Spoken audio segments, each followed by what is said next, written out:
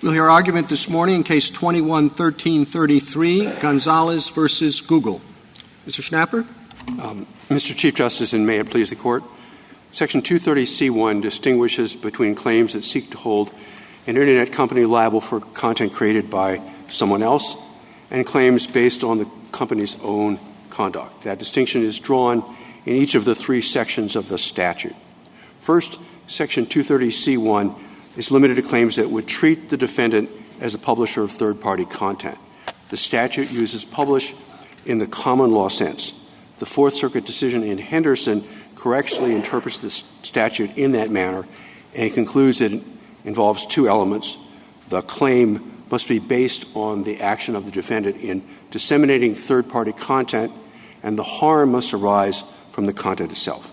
Second, Section 230C1 is limited to publication of information provided by another content provider, which is often referred to as third-party content. The statutory defense doesn't apply insofar as a claim is based on words written by the defendant or other content created by the defendant. In some circumstances, the manner in which third-party content is organized or presented could convey other information from the defendant itself, as the government notes. Third, Section 230C1 only applies insofar as a defendant was acting as an Internet computer service. Most entities that are Internet computer services do other things as well. This Court technically is an interactive computer service because of its website. It does other things as it is doing today. Conduct that falls outside that line of activity is outside the scope of the statute. A number of the briefs in this case urge the Court to adopt a general rule that things that might be referred to as a recommendation are inherently protected by the statute, a decision which would require the courts to then fashion some judicial definition of recommendation. We think the Court should decline that invitation and should instead focus on interpreting the specific language of the statute. I welcome the Court's questions. Mr. Schnapper, just so we're clear about what your claim is, are you saying that YouTube's application of its algorithms is particular to, in this case, that they're using a different algorithm that to the one that, say, they're using for cooking videos, or are they using the same algorithm across the board? It's the same algorithm across the board. So what is if it's the same algorithm? I think you have to give us a clear example of it. What your point is exactly? The same algorithm to present cooking videos to people who are interested in cooking, and ISIS videos to people who are interested in ISIS, racing videos to people who are interested in racing, then I think you're going to have to explain more clearly, if it's neutral in that way, how your claim is set apart from that. Surely. If I might turn to the practice of displaying thumbnails, which is a major part of what's at issue here. The problem and the issue is not the manner in which YouTube displays videos. It actually displays, as you doubtless know from having looked at, these little pictures, which are referred to as thumbnails. They're intended to encourage the viewer to click on them and then go see a video. It's the use of algorithms to generate these thumbnails that's at issue. And the thumbnails, in turn, involve content created by the defendant. But it's basing the thumbnails, from what I understand, is based upon what the algorithm suggests the user is interested in. So if you're interested in cooking, you don't want thumbnails on light jazz. It's neutral in that sense. You're interested in cooking, say you get interested in rice and pilaf from Uzbekistan. You don't want pilaf from some other place, say Louisiana. I don't see how that is any different from what is happening in this case. And what I'm trying to get you to focus on are we talking about the neutral application of an algorithm that works generically for peel-off and it also works a similar way for ISIS videos? Or is there something different? No, I think that's correct. But our view is that the fact that an algorithm is neutral doesn't alter the application of the statute. The statute requires that one work through each of the elements of the defense and see if it applies. The lower courts in a couple of cases have said that, really disregarding the requirements of the defense, that as long as an algorithm is neutral, that puts the conduct outside within the protection of the statute. But that's not what the statute says. The statute says you must be the claim must treat you as a publisher. Well, but I mean, the difference is that the Google, YouTube, they're still not responsible for the content of the videos or text that is transmitted. Your focus is on the actual selection and recommendations. They're responsible that a particular item is there, but not for what the item says. And I think it may be significant if the algorithm is the same across, as Justice Thomas was suggesting, across the different subject matters, because then they don't have a focused algorithm with respect to terrorist activities or peel-off or something. And then I think it might be harder for you to say that there's selection involved for which they can be held responsible. The statute, I think, doesn't draw the distinction that way. The claim here is about the encouragement of users to go look at particular content. And that's the JASTA claim that we'll hear about tomorrow. And the underlying substantive claim is encouraging people to go look at ISIS videos would be aiding and abetting ISIS. More on that tomorrow. But if that's an actionable claim, then the conduct here would fit within it. Because certain individuals would be shown these thumbnails, which would encourage them to go look at those videos. So I think you're right, Mr. Schnapper, that the statute doesn't make that distinction. This was a pre-algorithm statute, and, everybody is trying their best to figure out how this statute applies. The statute, which was a pre-algorithm statute, applies in a post-algorithm world.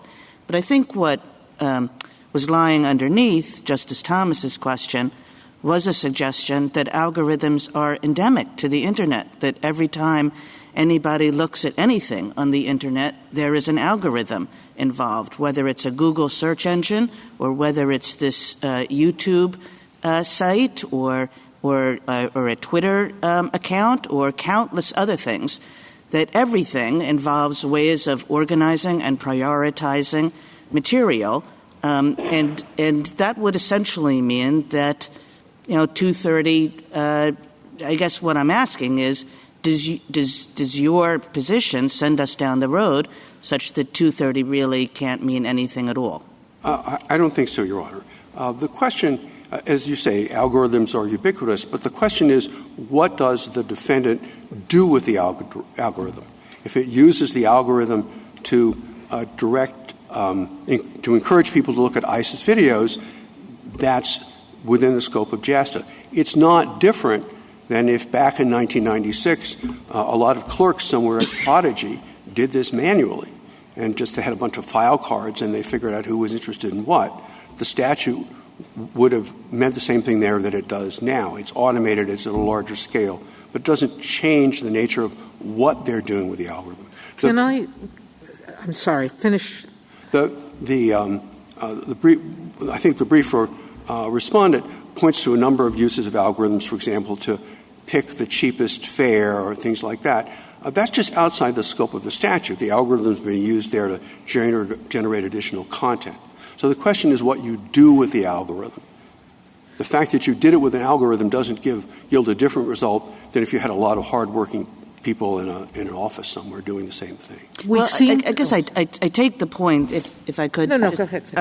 I take the point that there are a lot of algorithms that are not going to produce pro-ISIS content and that won't create a problem under this statute.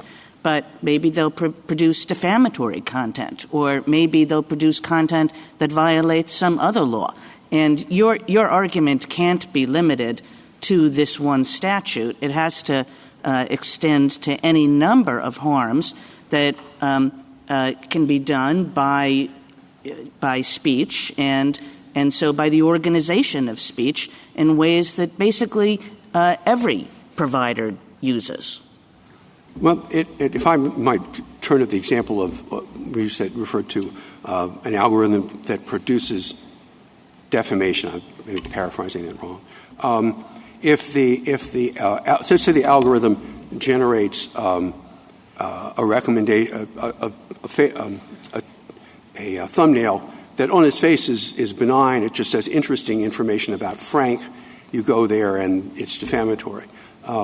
The defendant's not responsible, the defense applies to the video itself that you saw. The question would be whether the thumbnail was actionable. And in most circumstances, thumbnails aren't going to be actionable. In addition, the thumbnails typically include a snippet from a video or text or whatever. If the snippet itself were defamatory, again, the statutory defense would apply because what was being displayed was third-party content. And so the statute still applies there. I suppose that YouTube could display these thumbnails purely at random. But if it does anything than displaying them purely at random, isn't it organizing and presenting information to people who access YouTube? Yes, but All right. that doesn't put it within the scope of the statute. Well, does that constitute publishing? Yes. So they would be publishing the thumbnail. Right. But if the thumbnail isn't itself, if the way they're using it is encouraging people to engage. Well, that's a different question, though, isn't it? I don't know where you're drawing the line. That's the problem. Oh, I see. That's the problem that I see. Oh, Unless okay. you're saying that the publication requirement is satisfied under all circumstances, unless the thumbnails are presented purely at random. It's publication even if it's at random, but the injury in the hypothetical we're talking about ISIS doesn't follow from the content of the thumbnail. The thumbnail would typically be fairly benign. The harm comes... Yeah, but in every instance, in those instances where the thumbnail is benign, that's not a concern for purposes of this case. But in all those instances where some plaintiff might have some cause of action based on the content of the video that has been posted, there would have to be a cause of action, as we assert there is in JASTA, for encouraging people to go look at the video. That's a fairly uncommon form of cause of action. The cause of action, insofar as the plaintiff asserts a cause of action based on the video itself, that you've been sent to, that's within the scope of the defense. And is that because of the way in which you're interpreting the statute? I mean, can we back up a little bit and try to at least help me get my mind around your argument about how we should read the text of the statute?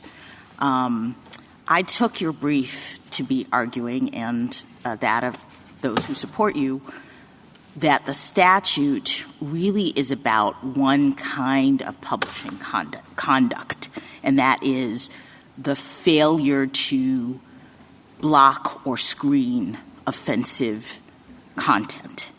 Am I right about that? In other words, what you say is covered by Section 230, and that Google could rightly claim immunity for is a claim that there was something defective about their ability to screen or block content, that the content is up there and you should be liable for it. I I think that's not our claim. Okay. I think we are trying to distinguish between liability for what's in the content that's on their websites that you could access, and actions they take to encourage you to go look at it. Yes, that's your claim. I'm just trying to understand how you read the statute. The statute, you say, covers only scenarios in which the claim that's being made is that there is offensive content on the website, that you didn't take it down, that you failed to screen it out. But if you're making a claim that you're encouraging people to look at this content, that's something different. That's the claim you're making, and it's not covered by the statute. That's the distinction we're trying to draw. I mean, the distinction is illustrated by the email in the Dyroff case, which is the precedent that got us here in the Ninth Circuit. In that case, there was I think 26-word email from the website to an individual, which read something like, "There's something new that's been posted to the question, where can I buy heroin in Jacksonville, Florida? To access it, use this URL or use this URL." Our contention that is outside the protection of the statute. But is that really different? I guess I'm trying. So they would argue, I think, that even assuming that the statute only covered the kinds of things that you say it covers, defective blocking and screening, meaning there's still offensive stuff on your website and you should be liable for it.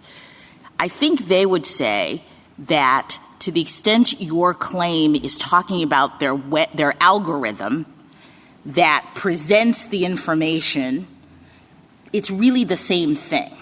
It's tantamount to saying we haven't, blocked this information. It's still on the website because algorithms are the way in which the information is presented.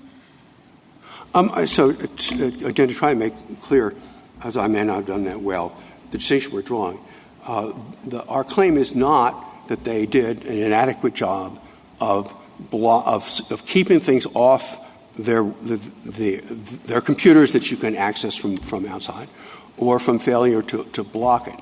It's that's the heartland of the statute. What we're saying is that insofar as they were encouraging people to go look at things, that's what's outside the protection of the statute. Not that the stuff was there. If they stopped recommending things tomorrow and all sorts of horrible stuff was on their website, as far as we read the statute, they're fine. It's the recommendation practice that we think is action. Can I break down your complaint a moment? The vast majority of it is paragraphs after paragraphs after paragraph that says they're liable because they failed to take ISIS off their website. I think, as I'm listening to you today, you seem to have abandoned that and are saying they don't have to take it off their website. Am I correct about that? That's exactly right. That was the way we framed the question presented. We did not advance that claim. So you're abandoning that claim. So that can't be aiding and abetting. So I think I'm listening to you. And the only aiding and abetting that you're arguing is the recommendation, correct? That's correct. You're not arguing that some of these providers create chat rooms or put people together, users together. You're not claiming that that's part of what you're arguing about? The social networking, I want to call it. Well, that's not an issue in this case. It's in tomorrow's case. If I can be more specific, Facebook does that. Facebook recommends people, right, which is very difficult to find within the four walls of the statute. Google's created a lot of things, but so far But you're not claiming that in this case. You're just focusing... No, this is about content. It's not about... This is about content. And I just want to focus your complaint so I understand it very clearly. You're saying the YouTube or the next up feature of the algorithm that says you viewed this and so you might like this. It's you might like this that's the aiding and abetting? What part of what they're doing? Because, whoever the user is types in something. They get an ISIS video.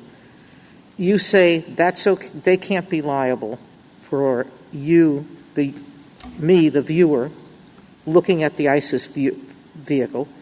But the Internet providers can be liable for what? Okay, so for showing me the next video that's similar to that? All right. It would be helpful perhaps if I distinguish between two kinds of practices that go on at YouTube. The complaint doesn't describe them in detail, but we're fairly familiar with them. So I'm glad, but I'm going to be looking at your complaint because it can only survive if the complaint is adequate.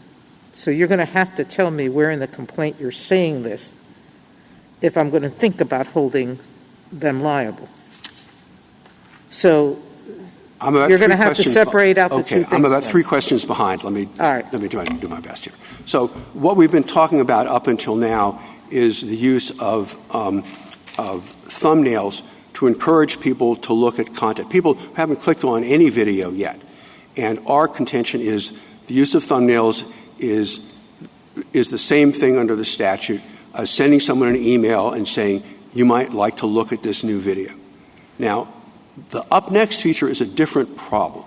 And the problem there is that when you click on one video and you've picked that one, YouTube will automatically keep sending you more videos which you haven't asked for. That, in our view, runs afoul of a different element of the statutory defense, which is that they be acting as an interactive computer service. And when they go beyond delivering to you what you've asked for, to start sending things you haven't asked for, our contention is they're no longer acting as an interactive so computer even service. If I accept that you're right, that sending you unrequested things that are similar to what you've viewed, whether it's a thumbnail or an email, how does that become aiding and abetting? I'm going back to Justice Thomas's question, okay, which is if they aren't purposely creating their algorithm in some way to feature ISIS videos, if they're I can really see that an Internet provider who was in cahoots with ISIS provided them with an algorithm that would take anybody in the world and find them for them and do recruiting of people by showing them other videos that will lead them to ISIS. That's an intentional act, and I could see 230 not going that far. I guess the question is, how do you get yourself from a neutral algorithm to an aiding and abetting? Right. An intent, knowledge. There has to be some intent to aid and abet. You have to have knowledge that you're doing this. Yes. So how do you get there? So if the algorithm recommends an ISIS video or it automatically plays it, that, as we'll see tomorrow, that by in itself isn't going to satisfy aiding and abetting. Aiding and abetting requires knowledge that it's happening. So the elements of the aiding and abetting claim, which we'll be talking about tomorrow, address the question you're asking. If this was teed up, if they didn't know it was happening, and the other elements of an aiding and abetting claim were present, they would not be liable for aiding and abetting. Thank you, counsel. Just one short question. Your friend on the other side presented an analogy that she thought would be helpful, which a bookseller that has a table with sports books on it, and somebody comes in and says, I'm looking for the book about Roger Maris, and the bookseller says, well, it's over there on the table with the other sports books. Isn't that analogous to what's happening here? You type in ISIS. I'm not sure where that gets us. I mean, it wouldn't be any different than. Well, we'll figure out where we get it. It gets us in a minute. I just want to know if you think that's a good analogy. I I'm a little concerned to know where it's taking me. It's an analogy of sorts. That's what we call questions. But I still, at some point I'm going to go, yes, but you still have to fit it within the four walls of the statute. Perhaps you could tell me what lies ahead. I think I could. Sure, it's an analogy of sorts. But what lies ahead is I give up, Your Honor. Yes. Yeah. But no, what lies ahead is the idea that you could look at that and say it's not pitching something in particular to the person who's made the request. It is recognizing that it's a request about a particular subject matter, and it's there on the table, and they might want to look at that or they may not want to look at it. But it's really just a 21st century version of what has taken place for a long time in many contexts, which when you ask a question, people are putting together a group of things, not necessarily precisely answering your question. If somebody says... Yes, no, all right. I think I know where we're going here. Insofar as I go to YouTube and I say, show me a cat, it's more complicated than this, but tell me what cat videos you have, and they're responding to that. Sure, that's an easy case. They give you a bunch of cat videos. You don't have any complaint about something like that. In this case, if they put in something, say, show me ISIS videos, they would get a bunch of ISIS videos, and you don't have any objection to that, given the way the search was phrased. I have to answer that with precision. If I say, play for me an ISIS video, and they just directly play the video, then what they've done falls within the language of the statute. It's requested, it's purely third-party content, and I would trying to be holding them liable for displaying that content. But what actually has happened, and this is maybe analogous to what goes on to some extent at Twitter, where they might actually literally just show you the thing. But what's happening at YouTube is they're not doing that. I type in ISIS video, and they're going to be a catalog of thumbnails which they created. It's as if I went into the bookstore and said, I'm interested in sports books, and they said, we've got this catalog which we wrote of sports books we have here, and handed that to me. They created that content. And if you publish content you've created, you're not within the four walls of the statute. So but a lot depends on exactly things. Under your theory, they would not be liable for the content of the books. They'd be liable for the catalog? But providing the catalog. Okay, thank you. Justice Thomas, anything further? What if the YouTube, instead of automatically providing this list, which is it's hard for me because I don't see this I see these as suggestions and not really recommendations because they don't really comment on them. But what if you had to click on something like, for more like this, click here? Would that also be, as far as you're concerned, aiding and abetting? Or outside this statute? So you've played one video and they say, click here to see another one. No, click here if you want suggestions for more like this. Suggestions are, depending how it happens. Let's say they say, show me more thumbnails. It's outside the statute. And if I might come back to an earlier part of what's embedded in your question, we aren't asking the court to adopt a rule that's about recommendations versus suggestions. What we're arguing is that you take the normal standards in each of the elements and you apply it to what's going on. It doesn't matter if they're encouraging it. If in terms of aiding and abetting, if someone comes to me and says, "What's al-Baghdadi's phone number? I'd like to call him," and I give him the phone number, I'm aiding and abetting, even if I don't say, "And I hope you'll join ISIS." In other words, whether we label it a recommendation or not, on our view, is not the issue here. We tried to say that in our brief.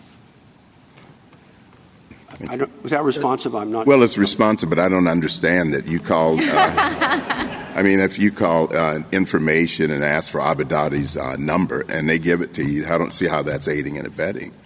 And I don't understand how a neutral suggestion about something that you've expressed an interest in is aiding and abetting. I don't understand it. And I'm trying to get you to explain to us how something that is standard on YouTube for virtually anything that you have an interest in suddenly amounts to aiding and abetting because you're in the ISIS category. Well, again, I'll be answering that probably again tomorrow. But as little as what you described without more probably wouldn't. But as we'll learn tomorrow, the circumstances are far different than that. These YouTube and these other companies were repeatedly told by government officials, by the media, dozens of times that this was going on, and they didn't do anything. They did almost nothing about it. That's very different than providing one phone number through information. Well, but it goes to the scope of JASTA, not to 230. So we've gone from recommendation to inaction being the source of the problem. And this is what I understand you're putting it in context, but it's hard for me to also understand where this obligation to take specific actions can lead to an aiding and abetting claim. Well, the interconnection in this case is that we are focusing on the recommendation function, that they're affirmatively recommending or suggesting ISIS content, and it's not mere inaction. Mere inaction might work under aiding and abetting, but we'll get there tomorrow. But the claim that we're focusing on today is that, in fact, they're affirmatively recommending things. You turn on your computer, and the computers at YouTube send you stuff. You didn't ask them for, they just send you stuff. It's no different than if they were sending you emails.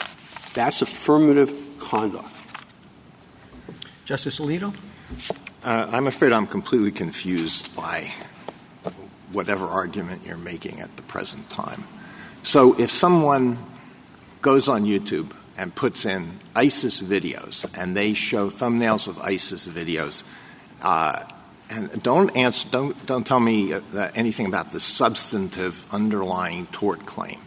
If the person if YouTube is sued for doing that, is it acting as a publisher simply by displaying these thumbnails of ISIS videos after a search for ISIS videos? It is acting as a publisher, but of something that they helped to create, because the thumbnail is a joint creation that involves materials from a third party and a URL from them and some other things.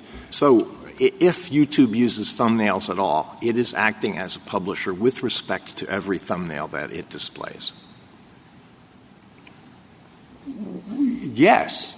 They're publishing the thumbnails, and the question is, are the thumbnails third-party content, or are they content they've created?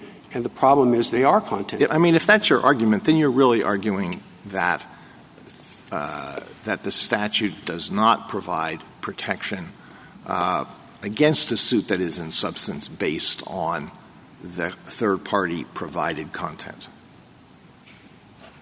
No, we're basing the. I'm sorry, I don't mean to be sorry. Okay. The particular business model they have involves using these thumbnails, which are materials they've in part created, to operate. So they shouldn't use thumbnails at all. If they want protection in the statute, they shouldn't use thumbnails. That's the problem they have with the way the statute is written. So if I may give so is there any other way they could organize themselves without using thumbnails? I suppose if you type in, I want ISIS videos, they could just put ISIS video 1, ISIS video 2, and so forth. That's the technical problem they have. Would that be acting as a publisher if they did that? Yes, but they'd be publishing third-party content, because the video itself is the content. But if I might respond to that. I have one final question. It's a technical question. It's probably better addressed to Ms. Blatt. Is it your contention that everybody who uses YouTube and searches for a video involving a particular subject will be automatically presented with thumbnails that are related to that regardless of that user's YouTube setting, preferences YouTube allows you to? I don't know. The practices are too varied. I don't know. But if I'm, you don't know if somebody uses YouTube, they is there a function that allows them not to be presented with similar videos? I don't know. I mean, I've gone on video on YouTube, never seen that, but I wouldn't. Okay. The functions that are widely varied. But if I might make a broader point about the way you framed it. Well, I think you answered my question. Thank you. Justice Sotomayor? I do. This has gone further than I thought, or your position has gone further than I thought. No provider or user of an interactive computer service shall be treated as the publisher or speaker of any information provided by another information content provider. And I thought that you started by telling me if I put in ISIS and they just give me a download of information, the internet provider is not liable, correct? Under C1, I just read to you C1, correct? It depends what the information is they give you. If they give me you everything information they've created, they're not protected. So you are going to the extreme. Assume I don't think you're right. I think you're wrong. That if I put in a search and they give me materials that they believe answers my search, no matter how they organize it, that they're okay. Do you survive? Does your complaint survive if I believe 230 goes that far? So it depends on what materials they present you with. If all they presented you with, Twitter would maybe be a cleaner example, is materials created by third parties, what they published is third-party materials and they're good. If they present you with things that they wrote at the other extreme, then they're not protected because what they presented is not third-party content. So why do you think that thumbnails are – I type it in, they give me a thumbnail of everything they think answers my inquiry, the suggestion box. Yes. Why are they liable? Because a thumbnail is not exclusively third-party material. It's a joint operation, and it combines – if you look at the thumbnail, it'll have a picture, which comes from the third party. It has an embedded URL, which comes from the defendant, and it might have some information below the URL tells you where to find it, correct? Sorry? The URL tells you where to find it. It's a computer language that tells you this is where this is located.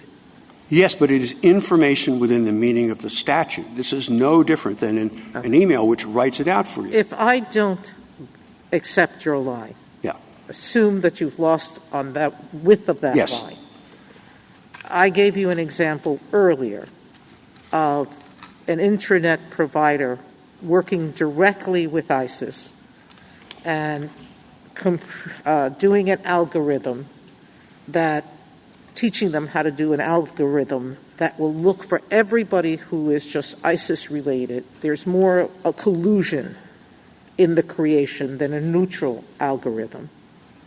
How do I draw the line between not accepting your point about the thumbnails and going to the other extreme of active collusion?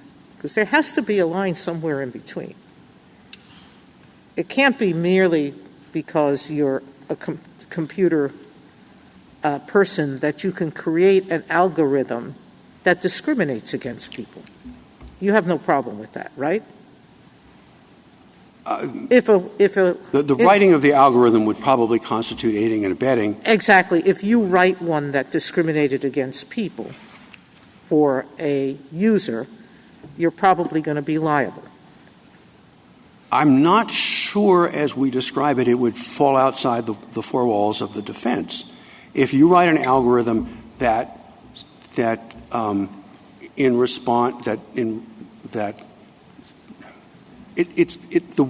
way you implement it's going to put you outside the defense. If you write an algorithm for someone that in its structure ensures the discrimination between people, a dating app, for example, someone comes to you and says, I'm going to create an algorithm that inherently discriminates against people. It won't match black people to white people, Asian people to Hispanics. It's going to discriminate. You would say that internet provider is discriminating, correct? I would. What they did, the way the distinction played out would be important, though. They would, if they're, they would have to fall outside of one of the elements of the claim. It's hard to do this in the abstract.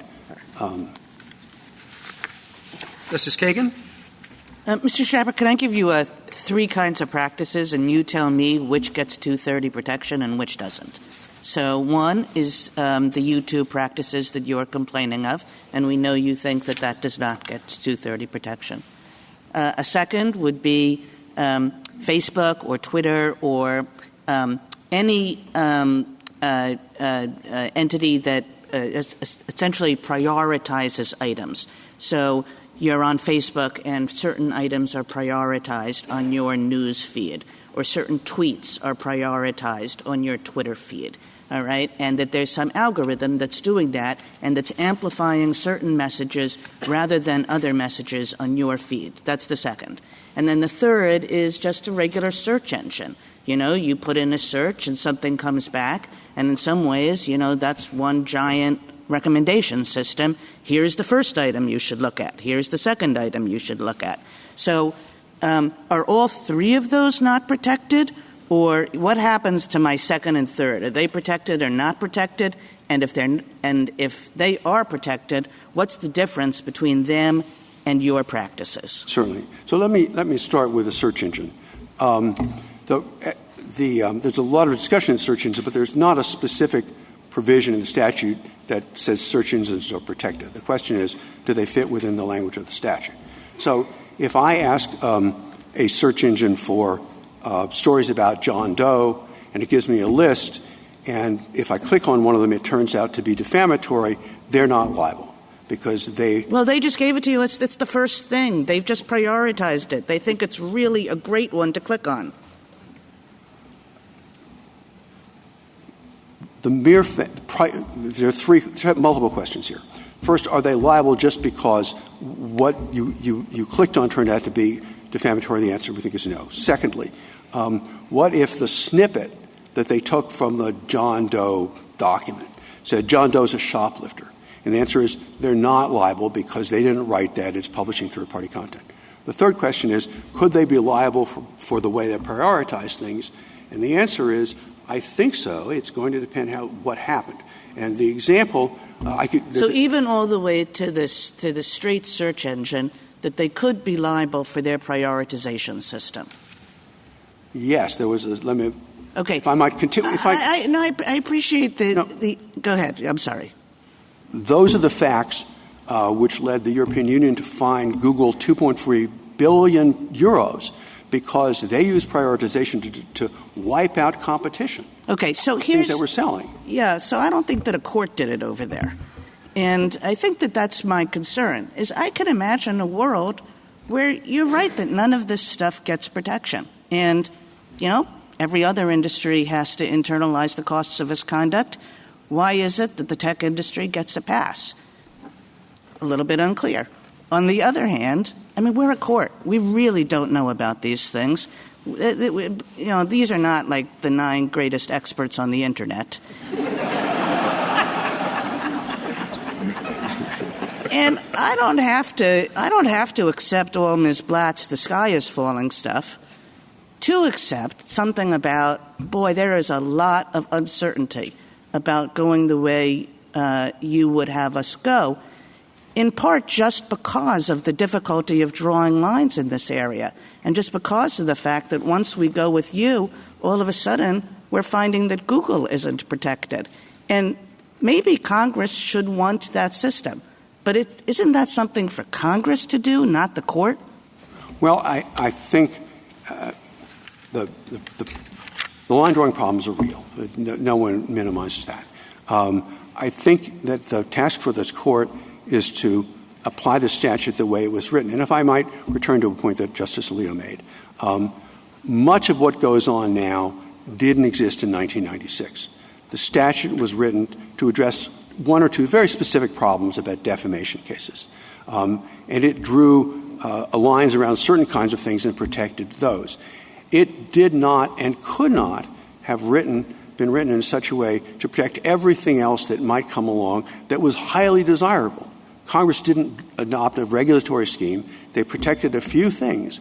It will inevitably happen, and has happened, that companies have devised practices which are maybe highly laudable, but they don't fit within the four walls of the statute. That will continue to happen no matter what you do. And the answer is when someone devises some new practice that may be highly desirable but doesn't fit within the four walls of the statute, the industry has to go back to Congress and say, we need you to broaden the statute because you wrote this to protect chat rooms in 1996, and we want to do something that doesn't fit within the statute. And using thumbnails would be a perfect example of that. Thank you. Justice Gorsuch? Mr. Schnapper, I just want to make sure I understand, as you say, the statutory language and how this case fits with it. And if we could start with Section 230F4, which defines the term access software provider.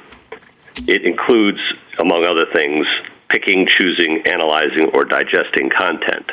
And we might, in another world, in our First Amendment jurisprudence, think of picking and choosing, analyzing, or digesting content as content providing, but the statute seems to suggest that's not what it is. It's something different in this context, in this statutory context, and it's protected.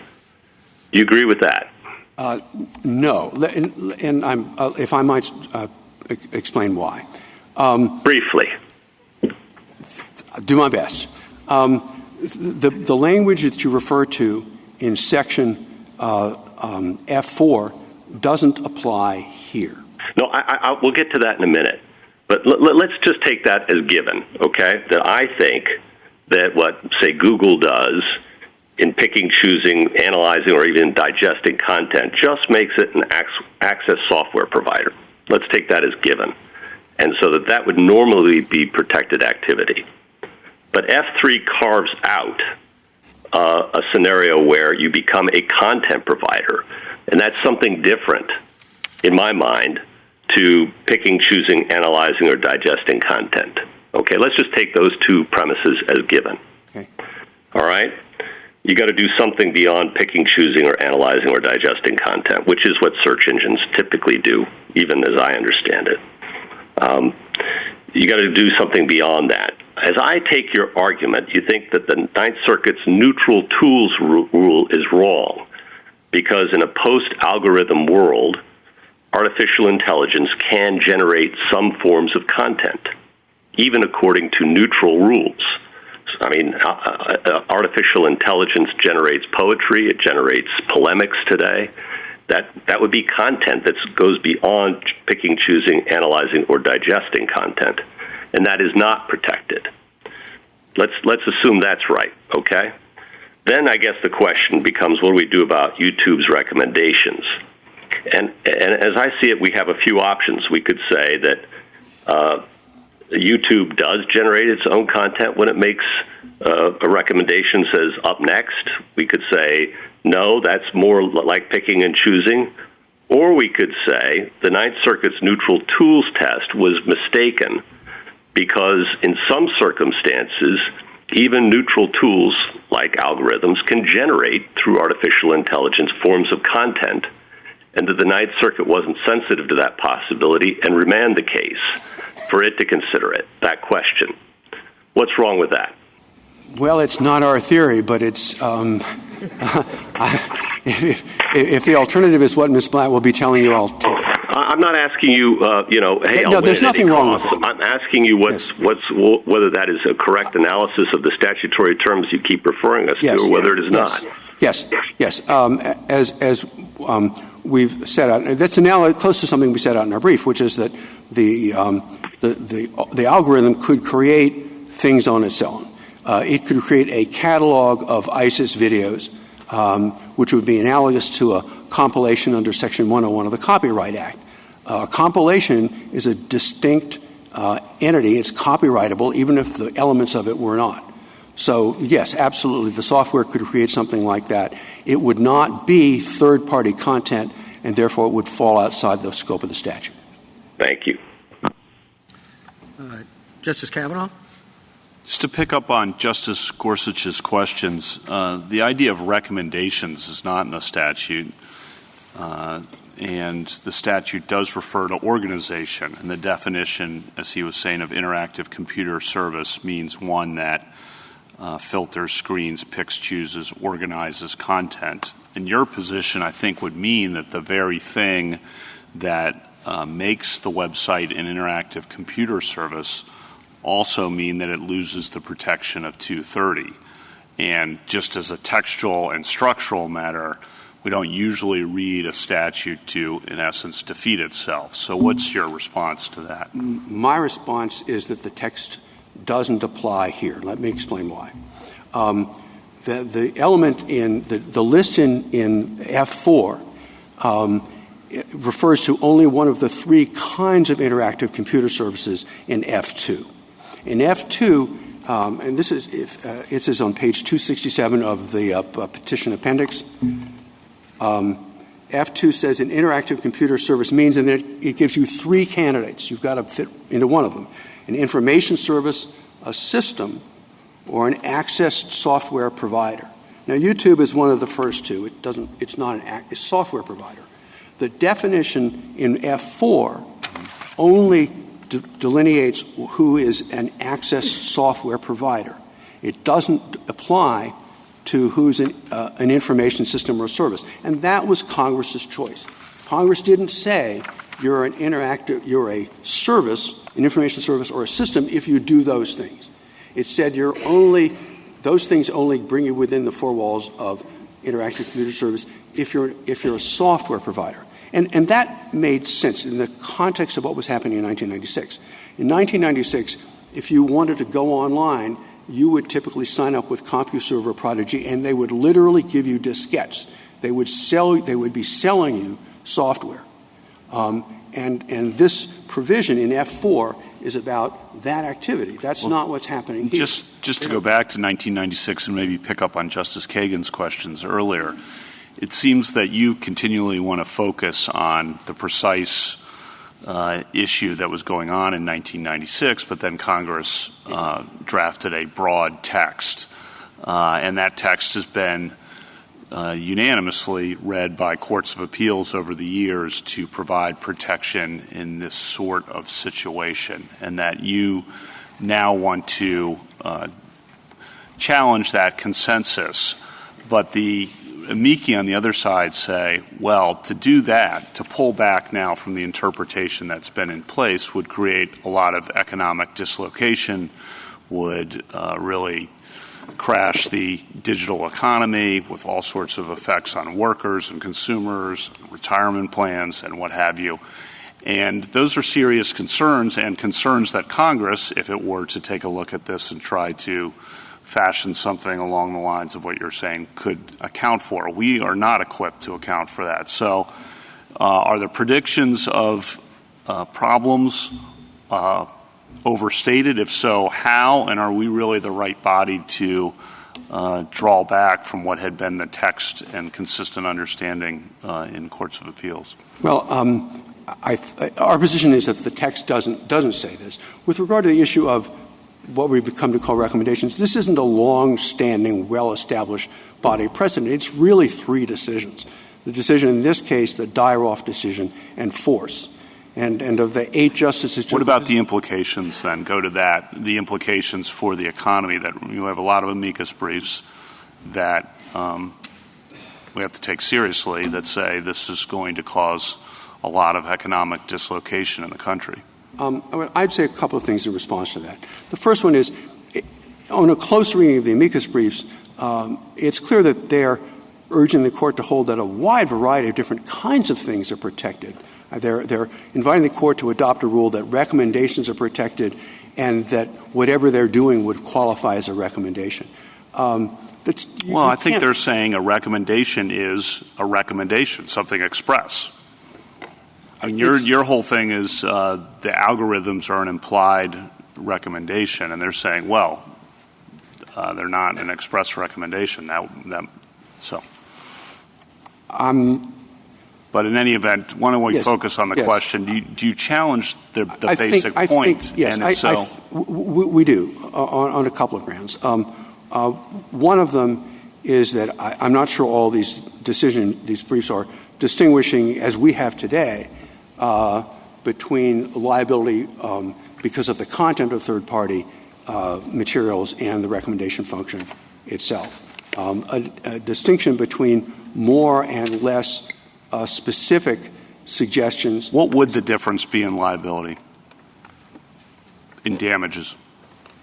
I'm sorry, between which two things? The third-party content and the recommendation. Well, most of the time, the recommendations Like, how would the money at the end of the day differ if you are successful?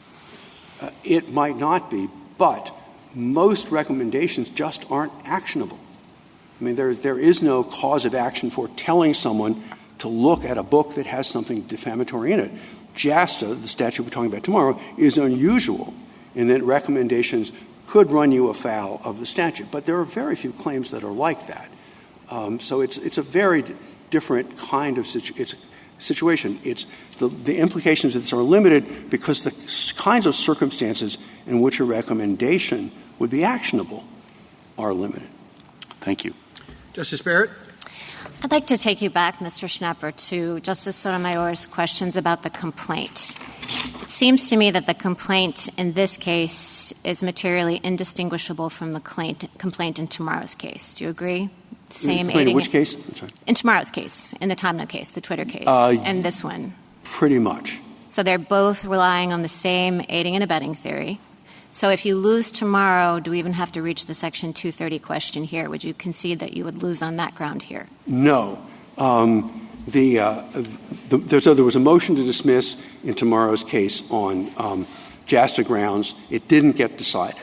So if we lose tomorrow, the defendants will be free in this case to move to dismiss. But we'd be entitled to try to amend the complaint in this case to satisfy whatever standard you establish tomorrow.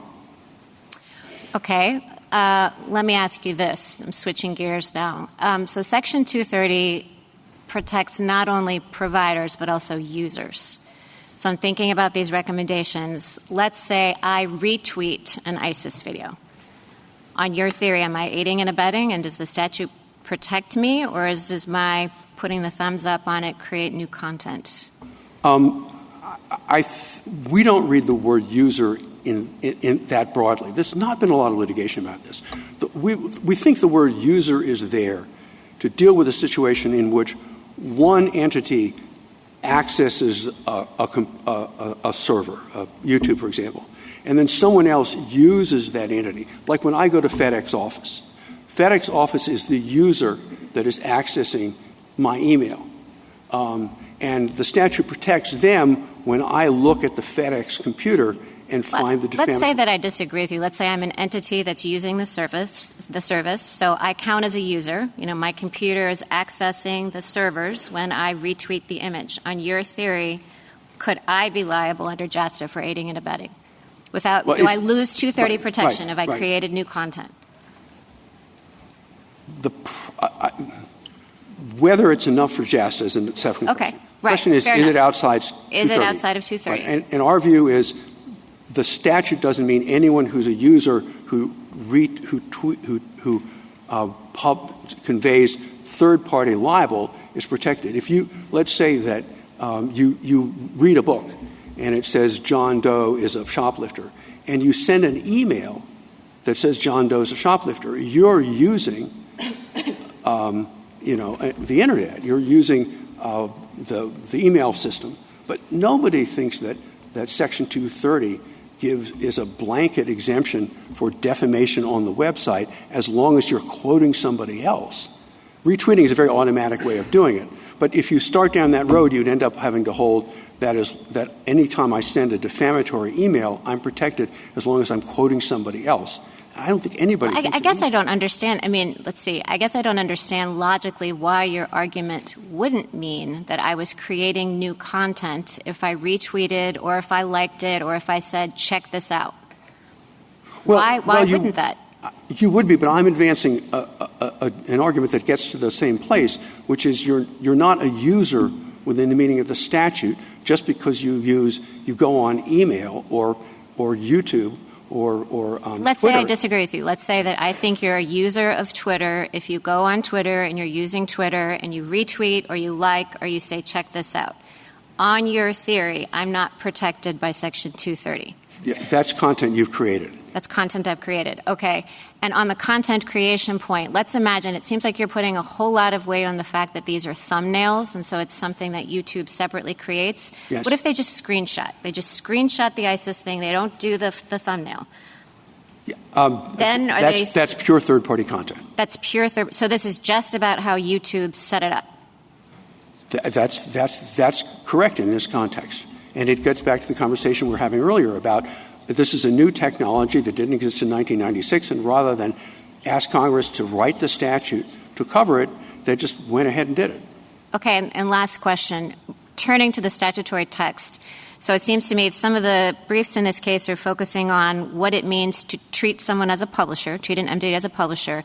You're not really focusing on that and the traditional editorial functions argument. I mean, you're really focusing on the content provider argument, correct? No. Well, we've advanced views as to each element of the claim. But today you've really been honing in on this. Are you actually creating content or just presenting third-party content? Well, I've been answering. That's where the questions have taken us. But our view would be that you're not being treated as a publisher of the video just because you published the thumbnail. Okay, thank you. You're not being harmed by the thumbnail. Thank you. Justice Jackson? So I guess I'm thoroughly confused, but let me try to understand what your argument is. And I think that the confusion that I'm feeling is arising from the possibility that we're talking about two different concepts and conflating them in a way. I thought that Section 230 and the questions that we were asking in this case today was about whether there was immunity and whether Google could claim the defense of immunity. And that's actually different than the question of whether whatever it does gives rise to liability. That is there liability for aiding and abetting? That's tomorrow's question. And to the extent that you keep coming back to this notion of creating content or whatnot, I feel like we're conflating the two in a way that I'd like to just see if I can clear up from my perspective. Your brief says that the immunity question, Section 230C1's text, is most naturally read to prohibit courts from holding a website liable for failing to block or remove third-party content. And I read the arguments in your brief, and I read what you said about Stratton Oakmont and the sort of background. And so I thought your argument was that you can only claim immunity, Google, if the claim that's being made against you is about your failing to block or remove third-party content. To the extent we are making a claim about recommendations or doing anything else, any of the hypotheticals that people have brought up, that's outside of the scope of the statute, because really the statute is narrowly tailored in a way to protect Internet platforms from claims about failing to block or remove, right? I mean, that's what I thought was happening. All right. So if that's true, then all the hypotheticals and the questions about are you aiding and abetting if Google, has a priority list or if there's recommendations, maybe, but that's not in the statute because we're just talking about immunity. We're just talking about whether or not you've made a claim for failing to block or remove, in this case today, related to Section 230. Am I doing too much of a separation here in terms of how I'm conceiving of it? Well, let me articulate what the contention is that we are advancing, and I think it's not quite the way you describe it. The contention we're advancing is that a variety of things that we're loosely characterizing as recommendations fall outside of the statute. Why? Because in some of them, the defendant's not being treated as the publisher, because in some of them, third-party content's being created by the defendant, because in some of them, the defendant's not acting as an interactive computer. I see. service. So I thought the answer to why was because the statute is limited, because the statute only focuses on certain kind of publisher conduct, and to the extent that they're doing anything else, recommending or whatever, that's not going to be covered by the statute. But you're sort of saying, well, let's look at what they're actually doing, and it may fit in or it may not. You're not sort of hewing very closely to the understanding of the original scope of the statute in terms of what it is trying to immunize these platforms against. I think what we're trying to do that in a somewhat more particularized way, that is to work our way through each of the three specific elements of the statute, each tied to particular language. But I got to tell you, I don't see three elements in this system. I mean, that part of this is all the confusion, I think, that has developed over time about the meaning of the statement in the statute, right? I don't see three elements. I see literally a sentence. And the sentence, in my view, reads as though they're trying to actually direct courts to not impose publisher liability, strict publisher liability, against the backdrop of Stratton Oakmont. So there's like somehow we've gotten to a world in which we've teased out three elements and we're trying to fit it all into that, when I thought there was sort of a very simple, sort of straightforward way to read the statute that you articulate in your brief, which is this statute, C1, is really just Congress trying to not disincentivize these platforms for blocking and screening offensive conduct. And so what they said is, let's look at C1, let's have C2, let's have a system in which a platform is not going to be punished, strict liability for just having offensive conduct on their website, and if they try to screen out, we're going to say you won't be responsible for that either. That's C2. But it really doesn't speak to whether you do a recommendation or whether you have an algorithm that does priorities or any of these other things.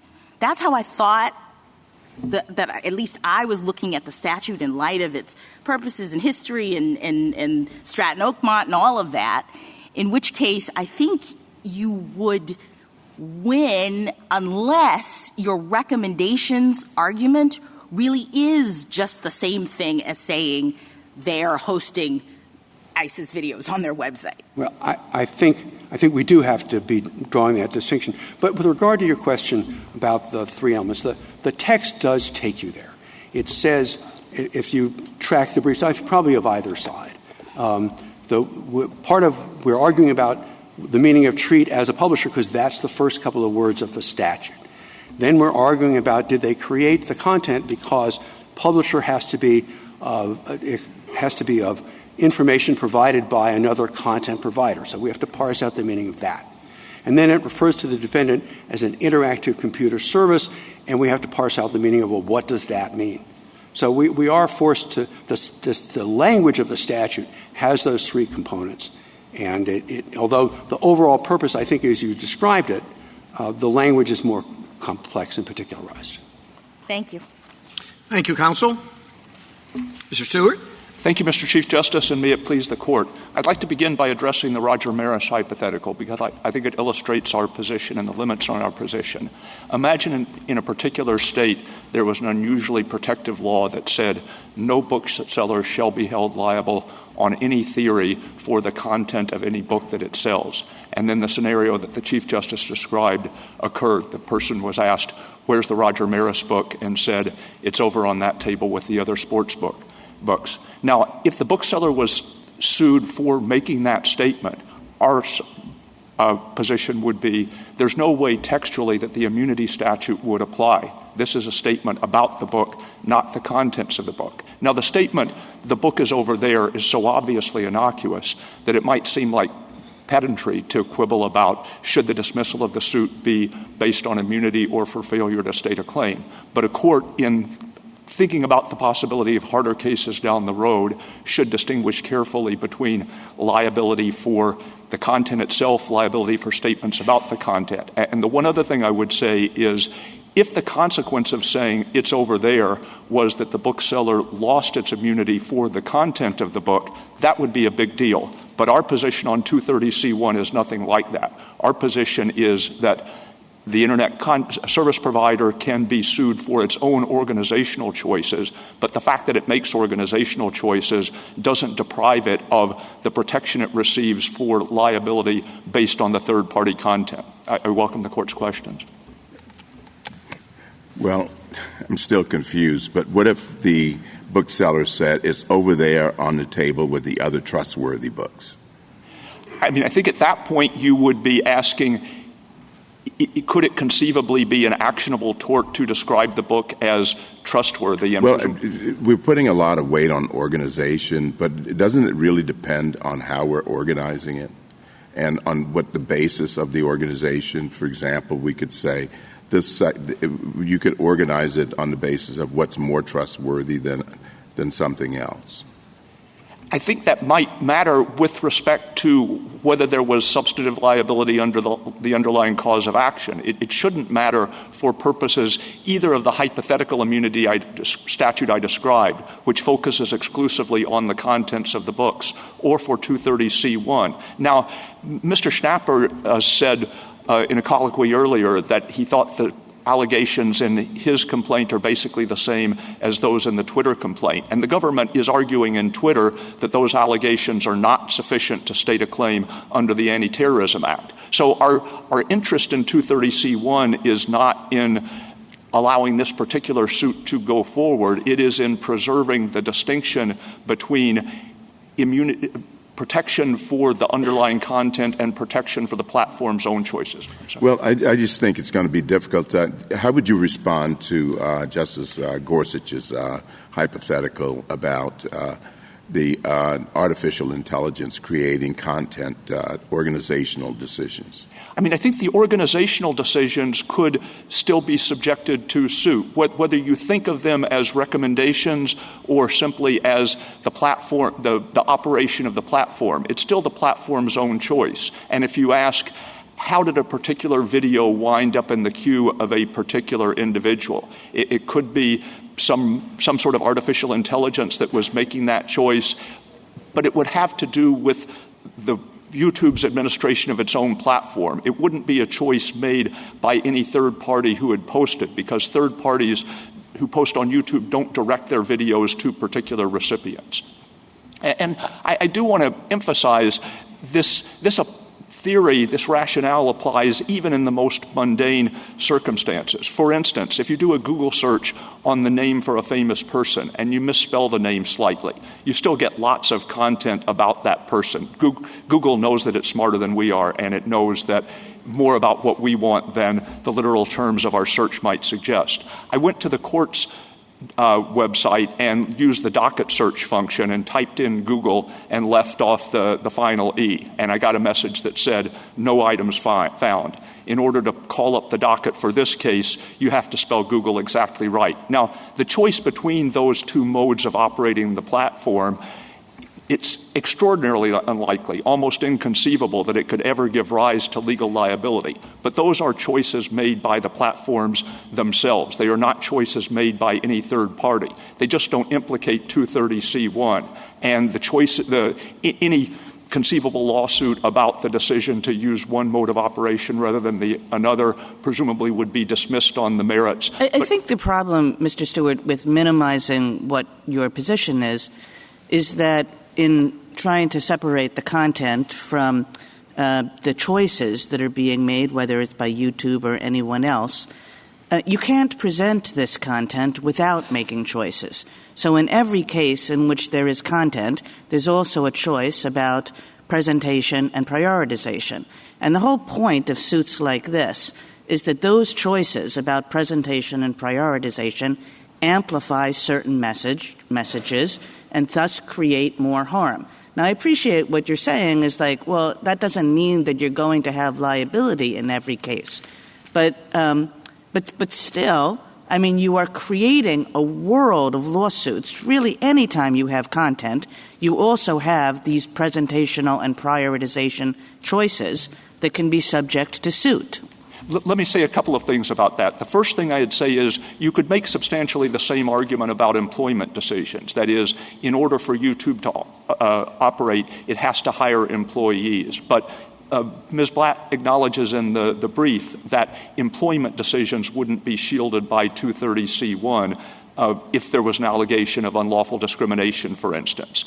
So the fact that the platform has to make some sorts of organizational choices doesn't mean it's immune from suit in the rare instance where it might make a choice that violates some other provision of law. The second thing is the concern we have in mind are things like, imagine a hypothetical job matching service like Indeed, where job applicants can post their qualifications and potential employers can post their own listings and the website will match them up. And suppose it came to light that the job search mechanism was routing the high-paying, more professional jobs disproportionately to the white applicants and the lower-paying jobs to the black applicants, even when the qualifications were the same.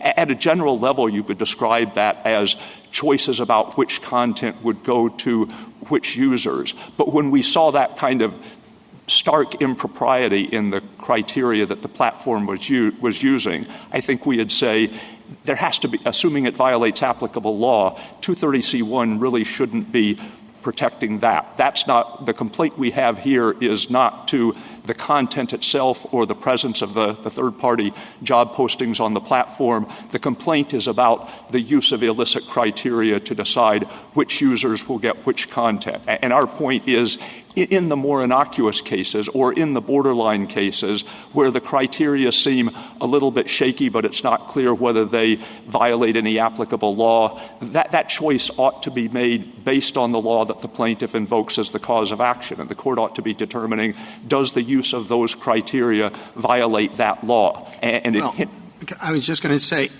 the problem with your analogies is that they involve, I don't know how many employment decisions are made in the country every day.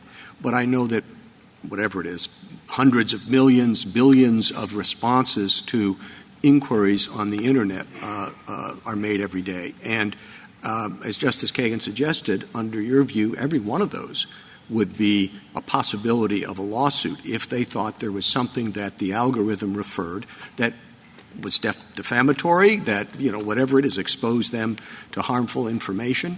And so that maybe the analogy doesn't fit the particular context. I mean, I think it is true that many platforms today are making an enormous number of these choices, and if Congress thinks that circumstances have changed in such a way that amendments to the statute are warranted because things that didn't exist or that weren't on people's minds in 1996 have taken on greater prominence, that would be a choice for Congress to make. Well, but choice for Congress to make. I mean, the amici suggest that if we wait for Congress to make that choice, the Internet will be sunk.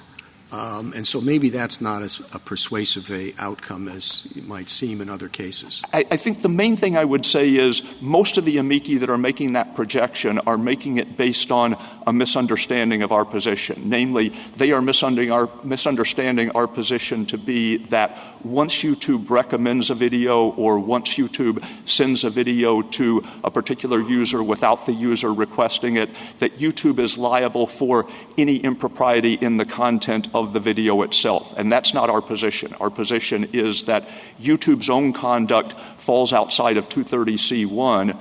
It's unlikely in very many instances to give rise to actual liability. Why not? Why wouldn't it be liable? Explain that. I think the reason we would say is for in this case in particular to look ahead a little bit to the Twitter argument tomorrow. There were questions at the beginning of Mr. Schnapper's presentation about the role that neutrality played in the analysis. And our view is neutrality is not part of the 230C1 analysis, but it's a big part of the Anti-Terrorism Act analysis because we say a person is much more likely to be liable for aiding and abetting if it is kind of giving special treatment to the primary wrongdoing. If it is taken... Keep going. And so if it is, in fact, the case that YouTube is applying neutral algorithms, is simply showing more ISIS videos to people who've shown an interest in ISIS, just as it does more cat videos to people who've shown an interest in cats, that's much less likely to give rise to liability under the anti-terrorism. Much less likely, I'm not sure based on what. You seem to be putting a lot of stock on the liability piece of this rather than, as Justice Jackson was saying, the immunity piece. And I'm just not sure, if we go down this road, I'm not sure that's going to really pan out. Certainly, as Justice Kagan says, lawsuits will be nonstop on defamatory material, which there's a lot of, that is out there and finds its way onto the websites that host third-party conduct. There'll be lots of lawsuits. You agree with that? I wouldn't necessarily agree with there would be lots of lawsuits simply because there are a lot of things to sue about, but they would not be suits that have much likelihood of prevailing, especially if the court makes clear that even after there's a recommendation, the website still can't be treated as the publisher or speaker of the underlying third-party content. Just bigger picture then to the Chief's question, isn't it better to keep it the way it is for us and Congress, to put the burden on Congress to change that, and they can consider the implications and make these predictive judgments? You're asking us right now to make a very precise predictive judgment that, don't worry about, it's really not going to be that bad. I don't know that that's at all the case, and I don't know how we can assess that in any meaningful way. I think with respect that characterization of the existing case law overstates the extent to which courts are in agreement that platform design choices. Assume they are. Assume the status quo is against you in the law. And you're asking us, well, the status quo is wrong, okay? And this court's the first time we're getting to a look at it. But don't worry about the implications of this because it's really all going to be fine. There won't be many successful lawsuits. There won't be really many lawsuits at all. And I don't know how we can make that assessment.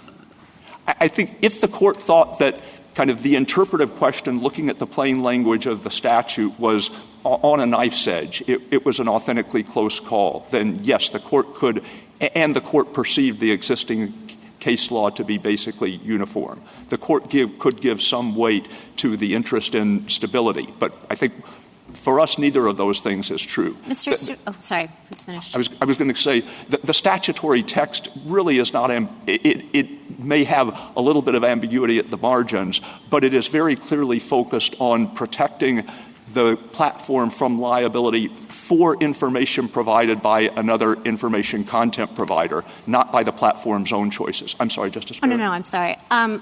So speaking of this question of what are the implications of this and Justice Jackson's points about liability and immunity overlapping, it seems like one of the responses to should we worry about this is, well, it's going to be the rare kind of claim that could be based on recommendations. So speaking of that, what is the government's position, if you have one, on whether if the plaintiffs below lose tomorrow in Twitter, should we just send this back because there isn't? I mean, you said the government's position is that there is no claim.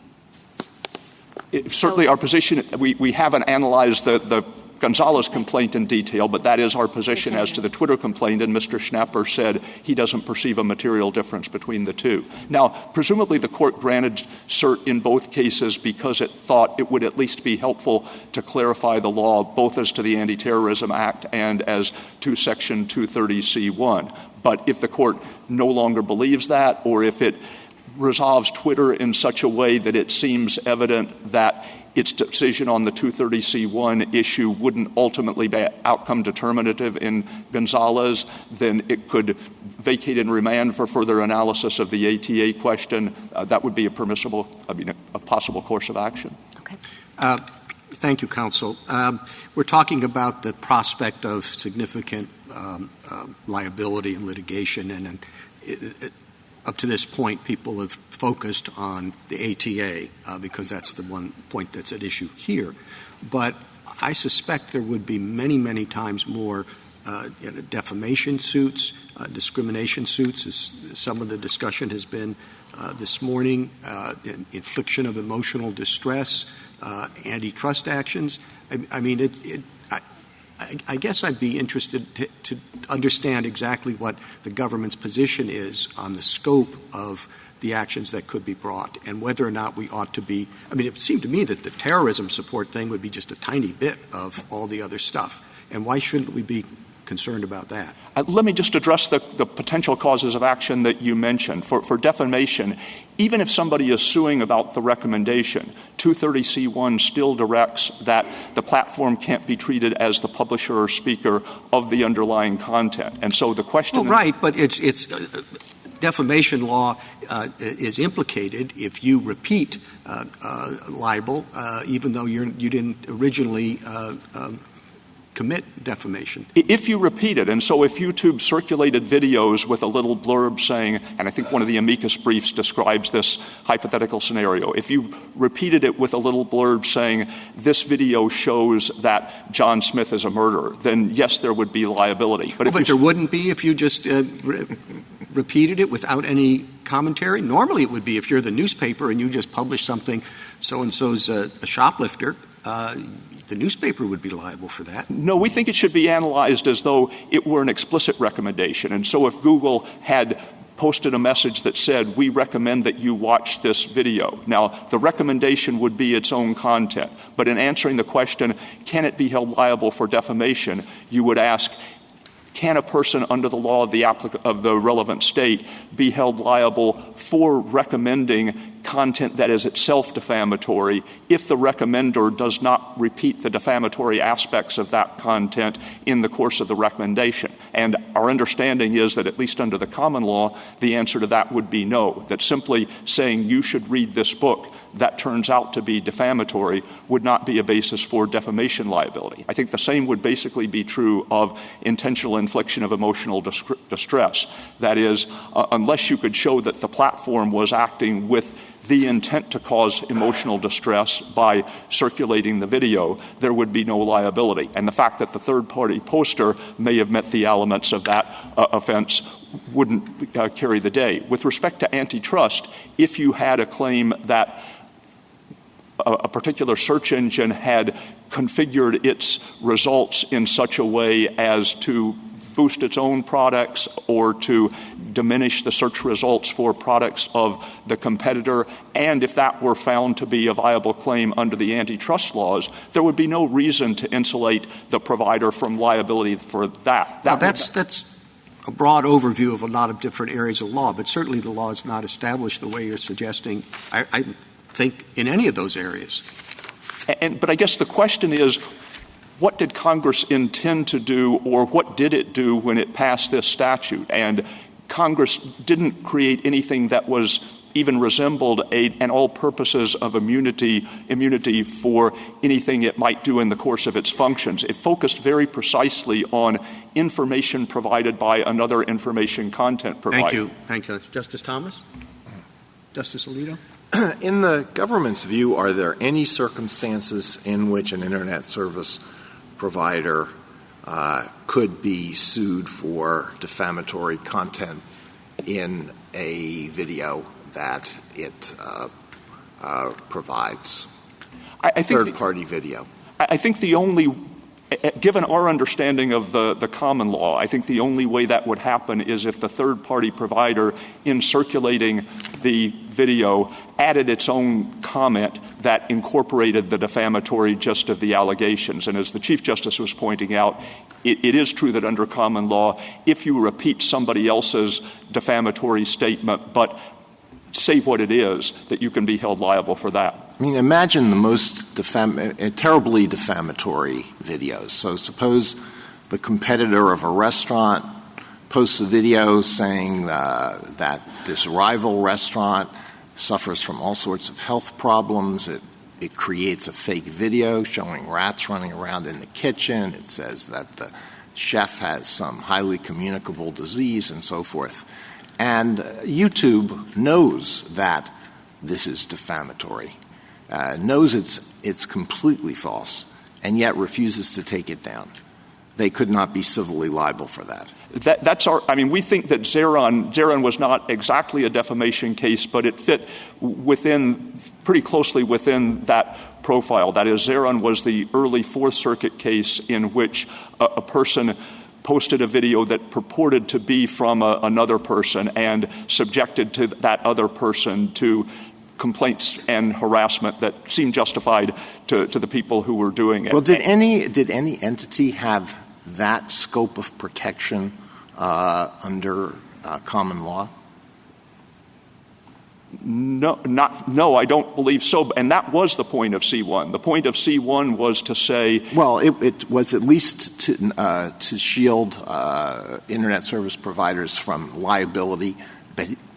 Based on their status as a publisher. I wouldn't put it as... But even a distributor wouldn't have immunity if it knew, as a matter of fact, that this material that it was distributing was defamatory. Isn't that right? I mean, that is right. I think we would think of the distributor as a subcategory of publisher. But, yes, the bookseller would not be strictly liable. And obviously Justice... You really think that Congress meant to go that far?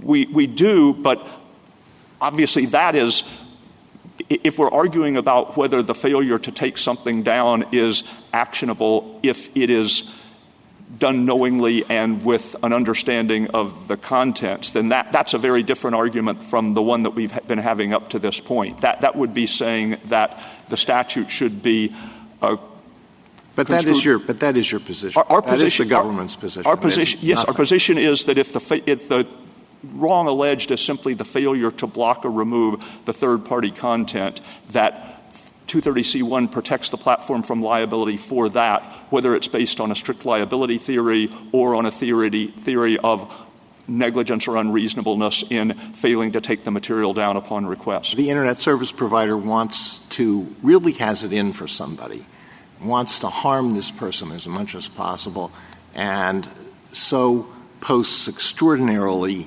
gruesome videos of a family member who's been involved in an automobile accident or something like that. Well, when you use the verb posts, that's a different analysis. That is, if YouTube creates... No, it's provided by somebody else, and YouTube knows what it is, and yet it puts it up and refuses to take it down. Yes, our view is if the only wrong alleged is the failure to block or remove, that would be protected by 230C1. But that's the 230C1 protection doesn't go beyond that. And the theory of protecting the website from that was that the wrong is essentially done by the person who makes the post. The website at most allows the harm to continue. And what we're talking about when we're talking about the website's own choices are affirmative acts by the website, not simply allowing third-party material to stay on the platform. So an express recommendation would potentially subject YouTube to civil liability. So they put up, they say, watch this ISIS video. Spectacular. Okay, they could be liable there. Yes, if the other elements... It's express. What if it's just implicit? What if it's the fact that they put this up first and therefore amplify the message of that? Again, you would have to ask, they could potentially be held liable for that, but you would have to ask whether the elements of the relevant tort have been shown. And with respect to the ATA, those elements include scienter, the causation of the relevant harm, et cetera. If you were looking at another cause of action, you would look at those elements. And I think part of our reason for preferring that most of the work be done at the liability stage rather than the 230C1 stage is rather than do a kind of undirected inquiry into whether this seems neutral enough, you would be looking at a specific cause of action and asking, but for 230C1, would this be an actionable tort under... Let me just make sure I understand. Let's talk about defamation and an explicit recommendation. Go watch this video. It's the greatest of all time, okay? But it does not repeat anything about the video. It just says, go watch this video. It's the greatest of all time. And the video is terribly defamatory in the way Justice Alito was describing.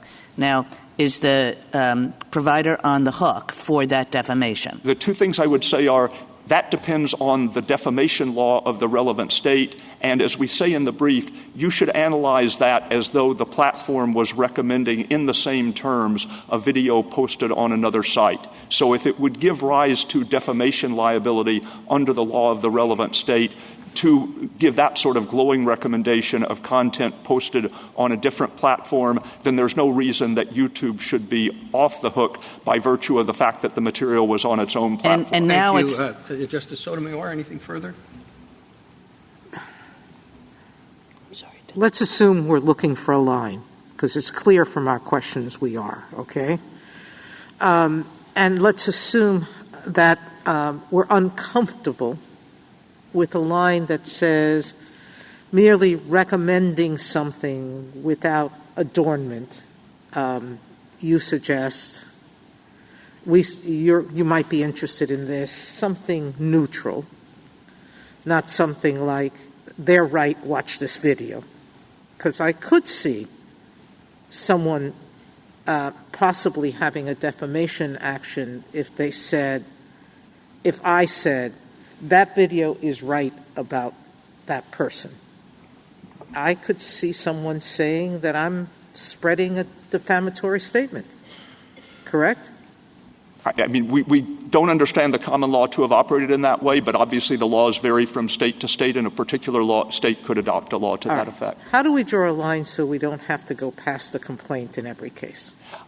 And I think that's where my colleagues seem to be suffering. And I understand your point, which is there is a line at which affirmative action by an Internet provider should not get them protection under 230C, because that seems logical.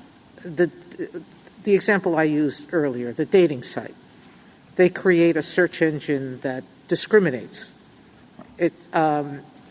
Their action is in creating the search engine, and I would think they would be liable for that. So tell me how we get there. I guess whether they would be liable would depend on the applicable substantive law, which could be a federal law or could be a state law. And those questions obviously are routinely decided at the motion to dismiss stage. That is, with respect to the search engine choices that I described earlier, do you include misspellings or not? The plaintiff would still have to identify a law that was violated by the choice that the search engine made and would have to allege facts sufficient to show a violation of law. And suits like that could easily be dismissed at the pleading stage. But it would at least predominantly be a question of the adequacy of the allegations under the underlying law. Justice Kagan. Because I thought that the claims in these kinds of suits are that in making the recommendation or in presenting something as first, so really prioritizing it, that the provider is amplifying the harm, is creating a kind of harm that wouldn't have existed had the provider made other choices.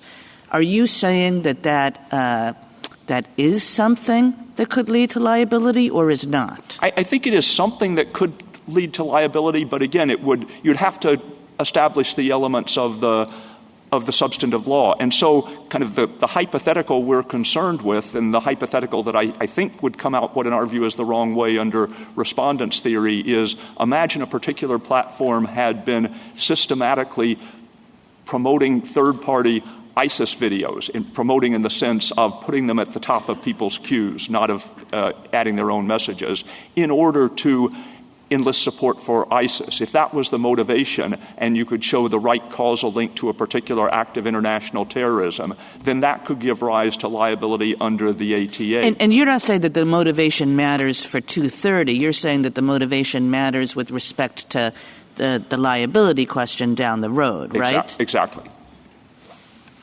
Justice Gorsuch? Mr. Stewart, I just, again, kind of want to make sure I understand your argument. And so I'm going to ask you a question similar to I asked Mr. Schnapper, which is the Ninth Circuit held that any information a company provides using neutral tools is protected under 230. That's at 34A of the petition. And your argument is that this neutral tools test isn't in the statute. what is in the statute is a distinction, on the one hand, between interactive computer service and access software providers, and on the other hand, content providers. And when we look at that, the access software provider is protected for picking, choosing, analyzing, or even digesting content. So 230 protects an access software provider, an interactive computer service provider, who does any of those things, whether using a neutral tool or not. They can order, they can pick, they can choose, they can analyze, they can digest, however they wish, and they're protected, even though those editorial functions we might well think of as some form of content in our First Amendment jurisprudence, but here they're shielded by 230. And then your argument, I think, goes that none of that means that they're protected for content generated beyond those functions. And it doesn't matter whether that content is generated by neutral rules or not. That content is actionable. And one can think of content generated by neutral rules, for example, by artificial intelligence. And another problem also is that it begs the question what a neutral rule is. Is an algorithm always neutral? Don't many of them seek to profit maximize or promote their own products? Some might even prefer one point of view over another. And because the Ninth Circuit applied the wrong test, this neutral tools test rather than the content test, we should remand the case for reconsideration under the appropriate standard. Is that a fair summary of your position? And if not, what am I missing? I think the aspect of that we would disagree with is we don't think that the definition of access software provider means that an entity is immune from liability for performing all of those functions. The statute makes clear that even if you perform those sorting, arranging, et cetera, functions, you still fall within the definition of interactive computer service, and you are still entitled to the protection of C1. But the protection of C1 is protection from liability for the third-party content. And so if you perform those sorting functions in a way that was otherwise unlawful, you could be on the hook for that. And that takes me back to the hypothetical about the job placement service that discriminates based on race. The allegation of that job placement service is not that it created any of its own content. The allegation would be that with respect to third-party content provided by the firms that were looking for employees, it had used an legally impermissible criterion to decide which content would be sent to which users. And that wouldn't be protected by C1 because imposing liability wouldn't hold the platform, wouldn't treat the platform as the publisher or speaker of the third-party content. Thank you. Justice Kavanaugh? First, to follow up on Justice Alito's question, the distributor liability question, my understanding is that issue is not before us at this time. That's correct.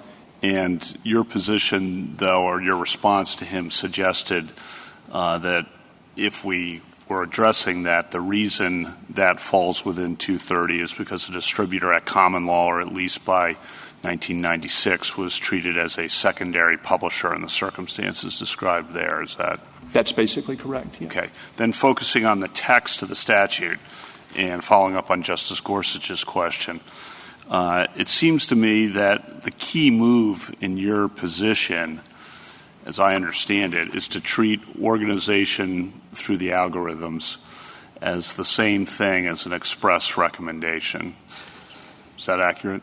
I don't think we would put it quite that way. That is, in some instances, if the operation of the algorithm causes particular content to appear in a particular person's queue that the person hadn't requested, then that person might perceive it to be a recommendation, at least to the effect that you will like this based on what you have seen before. So algorithms can't have that effect. I don't know that we would equate the two. I think we would say more the recommendation is simply one instance of the platform potentially being held liable for its own content rather than the third-party content. And if the algorithm prioritizes certain content, that becomes the platform's own speech under your theory of 231, correct? I don't know that we would call it the platform's own speech, but it's the platform's own conduct, the platform's own choice. And so if it violated antitrust law, for instance, to prioritize search results in a particular way, whether or not you thought of that as speech by the platform, it would be the platform's own conduct. Holding it liable for that sort of ordering wouldn't be treating it as the publisher or speaker of any of the third-party submissions. So the other side and the amici say that's what and Justice Kagan's question, that's happening everywhere. And therefore, 230 really becomes somewhat meaningless, and you've read what makes the definition of interactive computer service, including organizing, to be a self-defeating provision that really does nothing at all. No, I think if it is happening everywhere, that is, if search engines are using a wide variety of mechanisms to decide how content should be ordered, do you disagree with that? I mean, that's I agree with that, but okay. I think that's probably because there are very few, if any, laws out there that direct Internet service providers to order the content in a particular way. If a particular legislature wanted to say it will now be a violation of our law to give greater priority to search results of companies that advertise with you, then the question whether that could violate the Commerce Clause, the question whether it could violate the First Amendment, those would be live questions. They wouldn't be 230C1 questions because the state's attempt to impose liability on that rationale would not be an attempt to hold the platform liable as the publisher or speaker of the third-party content. Thank you. Justice Barrett? I want to ask you the question that Mr. Schnapper and I went back and forth about thumbnails versus screenshots.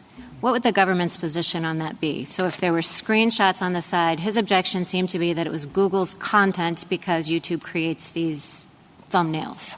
And that was one aspect of Mr. Schnapper's theory that we disagreed with in the brief. That is, we thought that it's basically the same content, the same information either way, even if in the one instance Google is creating a URL and in the other instance it's not. So for purposes of this case, is there any difference? Let's imagine that the Google algorithm, when you search for ISIS, prioritizes videos produced by ISIS in search results. I'm not talking about being on YouTube. Content produced by ISIS as opposed to articles. If you're just looking for articles about ISIS, they could be critical of ISIS. They could be all kinds of things.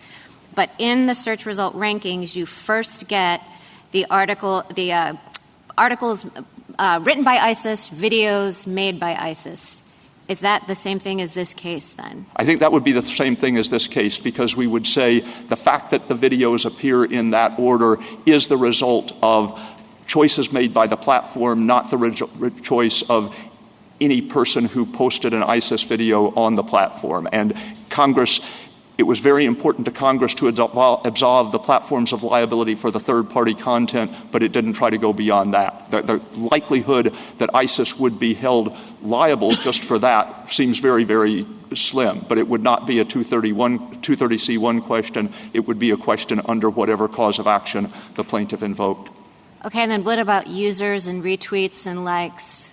The question I asked Mr. Schnapper about that. So, I gather 230C would protect me from liability if I simply retweeted on Ms. Blatt's theory, on your theory. If I retweet it, am I doing something different than pointing to third-party content? I think honestly there hasn't been a lot of litigation over the user prong of it, and those are difficult issues. I think 230C1 at the very least would say just by virtue of having retweeted, you can't be treated as though you had made the original post yourself. But with respect to you retweet, can the retweet itself be grounds for liability? I'm not sure, and I doubt that there would be much of a common law history to draw upon. But the logic of your position, I think, is that retweets or likes or check this out for users, the logic of your position would be that 230 would not protect in that situation either, correct? I think it would. I think more or less the case. The one difference I would point to between the user and the platform is the user who reads a tweet is typically making an individualized choice. Do I want to like this tweet, retweet it, or neither? Whereas the platform decisions about which video should wind up in my queue at a particular point in time, there's no live human being making that choice on on an individualized basis. Those choices are being made on a systemic basis. Justice Jackson? Yeah, so can you help me to understand whether there really is a difference between the recommendations and what you say is core 230 conduct? I mean, I get, and I'm holding firm in my mind, that 230 immunity, Congress intended it to be directed to certain conduct by the platform, and that conduct is its failure to block or screen the offensive conduct. So that if the claim is this offensive content is on your website and you didn't block or screen it, 230 says you're immune. I get that. I guess what I'm trying to understand is whether you say, and plaintiff says, petitioner in this case says, well, what they're really doing in the situation in which they display it under a banner that says up next is more than just providing that content and failing to block it. They are promoting it in some way. And I'm really drilling down on whether or not there is actually a distinction in a world of the Internet where, as Ms. Blatt and others have said, in order to be a platform, what you're doing is you have an algorithm, and in the universe of things that exist, you are presenting it to people so that they can read it. Why is that, even though it's, you call it a recommendation or whatever, why is that act any different than being a publisher who has this information and hasn't taken it down? I mean, I think I would say in the situation that 230C1 was designed to address, the decision whether the material would go up on the platform was not that of the platform itself. It was the decision of the third-party poster. And Congress said, once that has happened, you also can't be held liable for failing to take it down. But with respect to what prominence you give it, that's the result of your own choice, not the third-party poster. Now, in most circumstances, it won't make a difference because the recommendation won't be actionable. And so what we are concerned with is the hypothetical that I suggested earlier. I get that. I get the liability piece, and all of the parade of horribles will depend on whether or not they can actually be held liable for organizing it in a certain way. And you say they probably can't, and others say they might be able to, and that's a separate issue.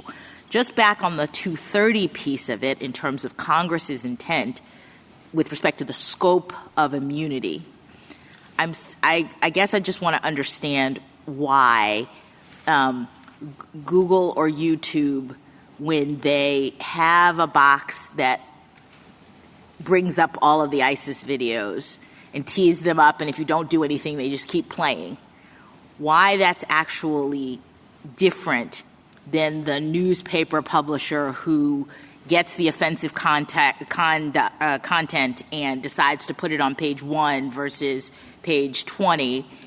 It seemed like Congress in 230 was saying if under the common law a newspaper publisher would be liable for having put it on page 1 or whatever and given it to people, we don't want that to be the case for these Internet service companies. And so I don't know that I understand fully why the fact that that you call it a recommendation or whatever is actually any different. I guess one difference I would point to is newspaper publishers can make decisions about what will be on the front page and what will be in the back, but it's going to be the same for everybody. And one of the things about why we call them targeted recommendations with YouTube is they are being sent differently to different users. And the situation we're concerned with is, what if a platform is able, through its algorithms, to identify users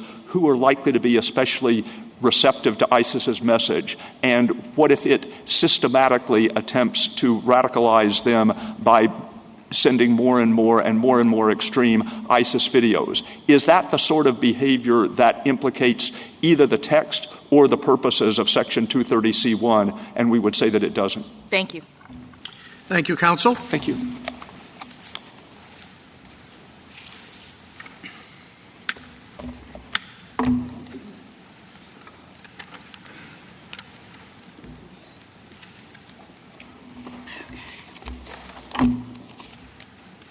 Ms. Blatt? Mr. Chief Justice, and may it please the Court. Section 230C1's 26 words created today's Internet. C1 forbids treating websites as, quote, the publisher or speaker of any information provided by another. Publication means communicating information.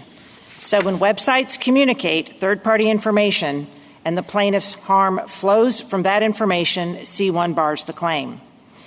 The other side agrees Section 230 bars any claim that YouTube aided and abetted ISIS by broadcasting ISIS videos. So they instead focus on YouTube's organization of videos based on what's known about viewers, what they call targeted recommendations. They say that feature can be separated out because it implicitly conveys what viewers should watch or that they might like the content. But accepting that theory would let plaintiffs always plead around C1. All publishing requires organization and inherently conveys that same implicit message. Plaintiffs should not be able to circumvent C1 by pointing to features inherent in all publishing. C1 reflects Congress's choice to shield websites for publishing other people's speech, even if they intentionally publish other people's harmful speech. Congress made that choice to stop lawsuits from stifling the Internet in its infancy. The result has been revolutionary. Innovators opened up new frontiers for the world to share infinite information. And websites necessarily pick, choose, and organize what third-party information users see first. Helping users find the proverbial needle in the haystack is an existential necessity on the Internet. Search engines thus tailor what users see based on what's known about users. So does Amazon, TripAdvisor, Wikipedia, Yelp, Zillow, and countless video, music, news, job finding, social media, and dating websites. Exposing websites to liability for implicitly recommending third-party content defies the text and threatens today's Internet. I welcome your question. Ms. Blatt, could you give me an example of not a recommendation but an endorsement similar to this that would take you beyond 230? Sure. So whenever you have something that's going beyond the implicit features of publishing and you have an express statement, you have a continuum. And this continuum is this. You have something that's the functional equivalent of an implicit message, basically a topic heading or up next, all the way to the other extreme of an endorsement of the content, such that the website is adopting the content as its own. Now, when you have that situation, the claim is fairly treating the website for publishing its own speech, and you can separate that out from the harm that's just coming from the information provided by another. And the danger which your hypotheticals has raised with express speech is where on that continuum any express speech may go. Because unlike Google and YouTube, which are the two world's largest sites, we don't have a lot of endorsements and that kind of stuff. But other websites and other users use a myriad of topic headings and emojis that have different meanings that I'm not prepared, and you would have to know what they mean, like kinds of check marks and, high fives and all kinds of things. But the basic features of topic headings, up next, trending now, those kinds of things we would say are core inherent. They're no different than expressing what is implicit in any publishing, which is, we hope you read this. Well, it seems to me that the language of the statute doesn't go that far. It says that their claim is limited, as I understand it, to the recommendations themselves. In other words, this is the list of things that you might like. But that information, the recommendation, is not provided under the words of the statute. It's not provided by another information content provider. It's provided by YouTube or Google. And so, although whatever the liability issue may be, there's some issue tomorrow, there are a lot of others, the presence of an immunity under 230C, it seems to me, is just not directly applicable. Well, that's incorrect because of the word recommendation. There is no word called recommendation on YouTube's website. It is videos that are posted by third parties. That is solely information provided by another. You could say any posting is a recommendation. Anytime anyone publishes something, you could be said it's a recommendation. Well, the videos just don't appear out of thin air. They appear pursuant to the algorithms that your clients have, and those algorithms must be targeted to something. And that targeting, I think, is fairly called a recommendation, and that is Google's. That's not the provider of the underlying information. So nothing in the statute or in the common law of defamation turns on the degree of tailoring or how you organized it. There's no distinct actionable message. If you say, I think my readers would all be interested in this, or I think the readers in zip code 2005 would be interested in it, or if you walk up to someone and say, I'm going to defame someone because I thought you might be interested in it, it's still publishing. And the other side gives you no line and no way to say in some way that would be workable or give websites or users any clarity of how you would organize the world's information. Just think about search. There are 3.5 billion searches per day.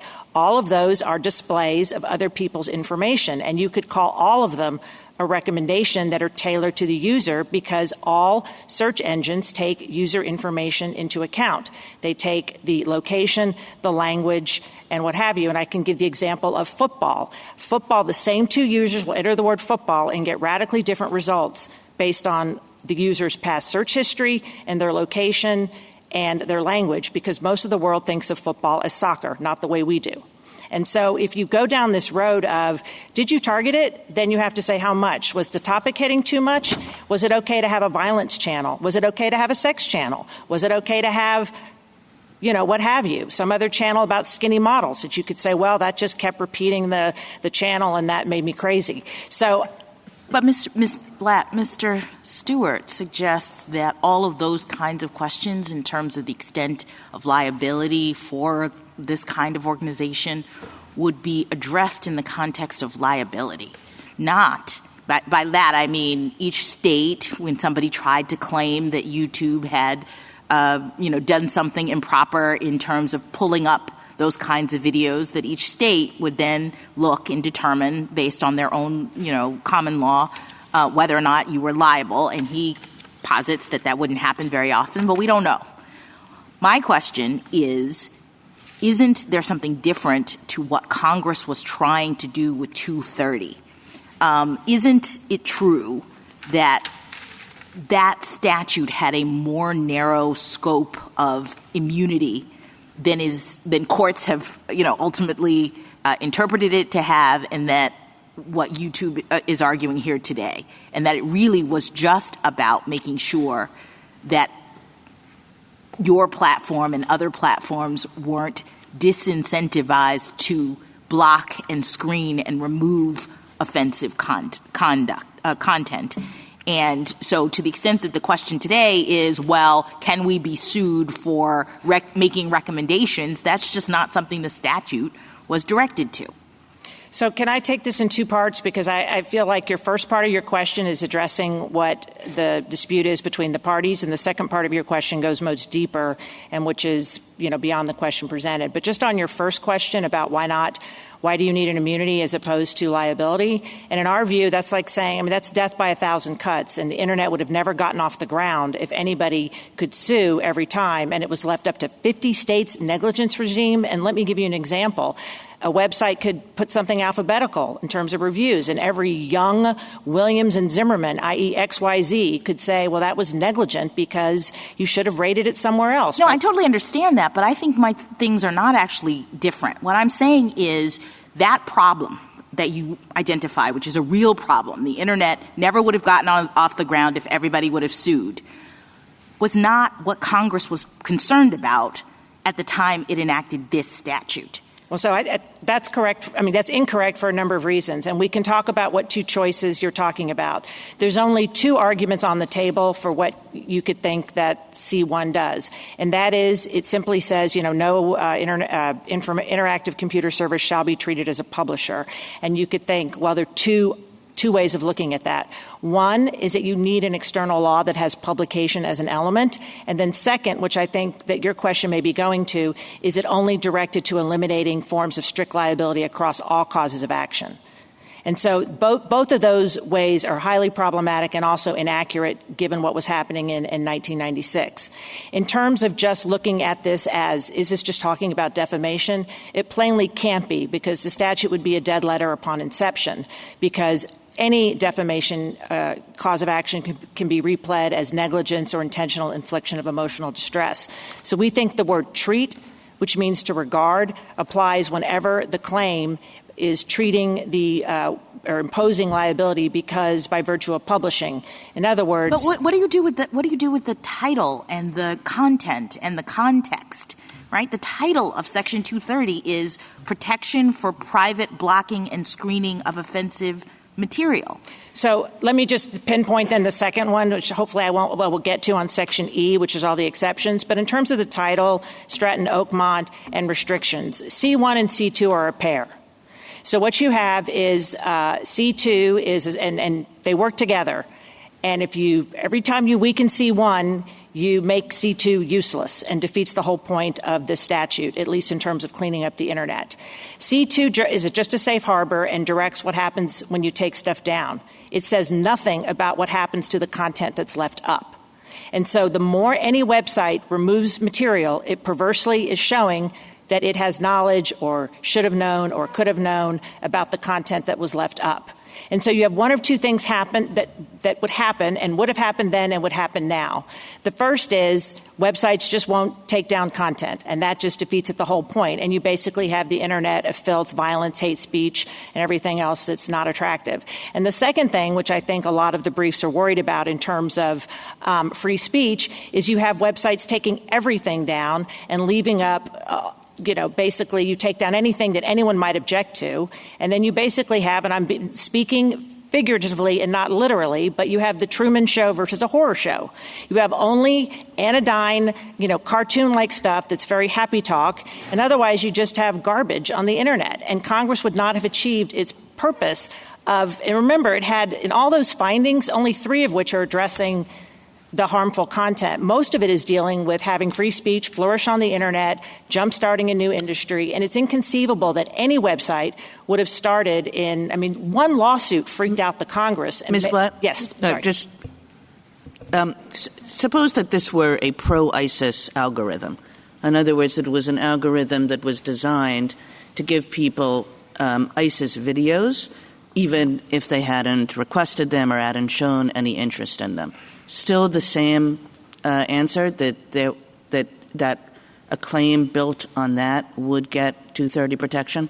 Yes, except for the way Justice Sotomayor raised it, which is material support. So if there's there's a criminal exception. So if you have material support in collusion with ISIS, that's accepted from the statute. But if I can just take the notion of algorithms, either they're raising... But what I take you to be saying is that in general, and this goes back to Justice Thomas's very first question. Yes. In general, whether it's neutral or whether it's not neutral, whether it is designed to push a particular message, does not matter under the statute, and you get protection either way. That's correct. And I'm just referring, I agree with what Justice Gorsuch said, except for he was saying that somehow the Ninth Circuit was at fault because it recognized this was an easy case.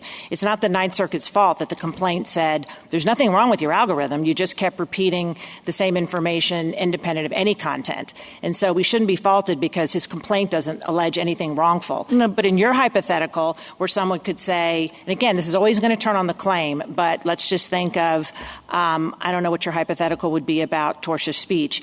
But the bookstore example, you could decide that you want to put the adult book section separated from the kid section.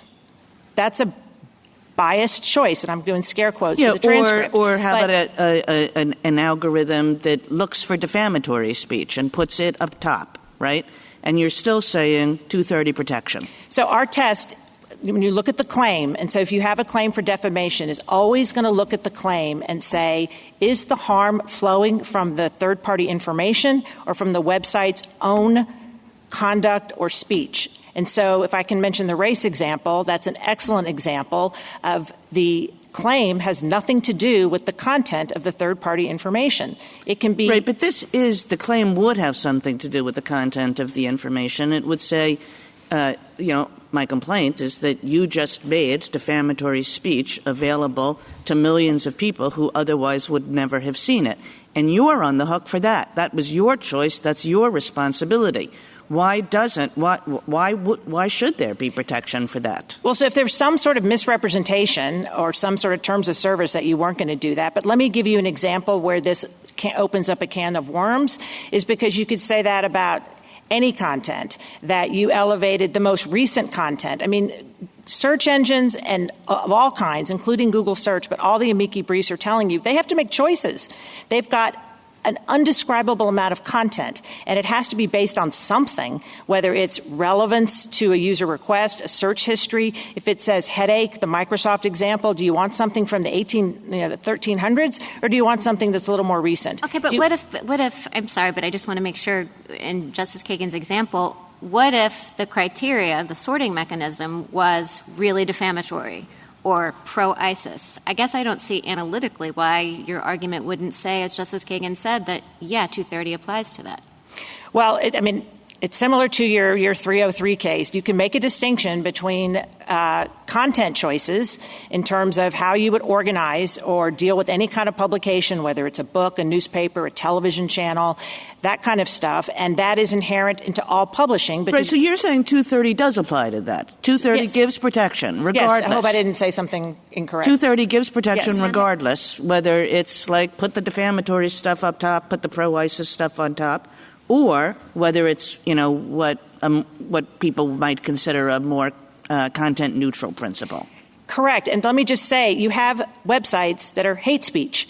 So they may be elevating more racist speech as opposed to some other speech that talks about how the equality of the races. You might have a speech devoted to, an interest of a certain community, like an ethnic community. So they may be saying, you know what, we don't want to put some other kind of content. We may want to publish it, but we may want to put it further down on our algorithm. And if you said, again, this is a content distinction. If you have a claim that— So I can't imagine that, and we're in a predicament here, right, because this is a statute that was written at a different time when the Internet was completely different. But the problem that the statute is trying to address is you're being held responsible for what is another person's defamatory remark.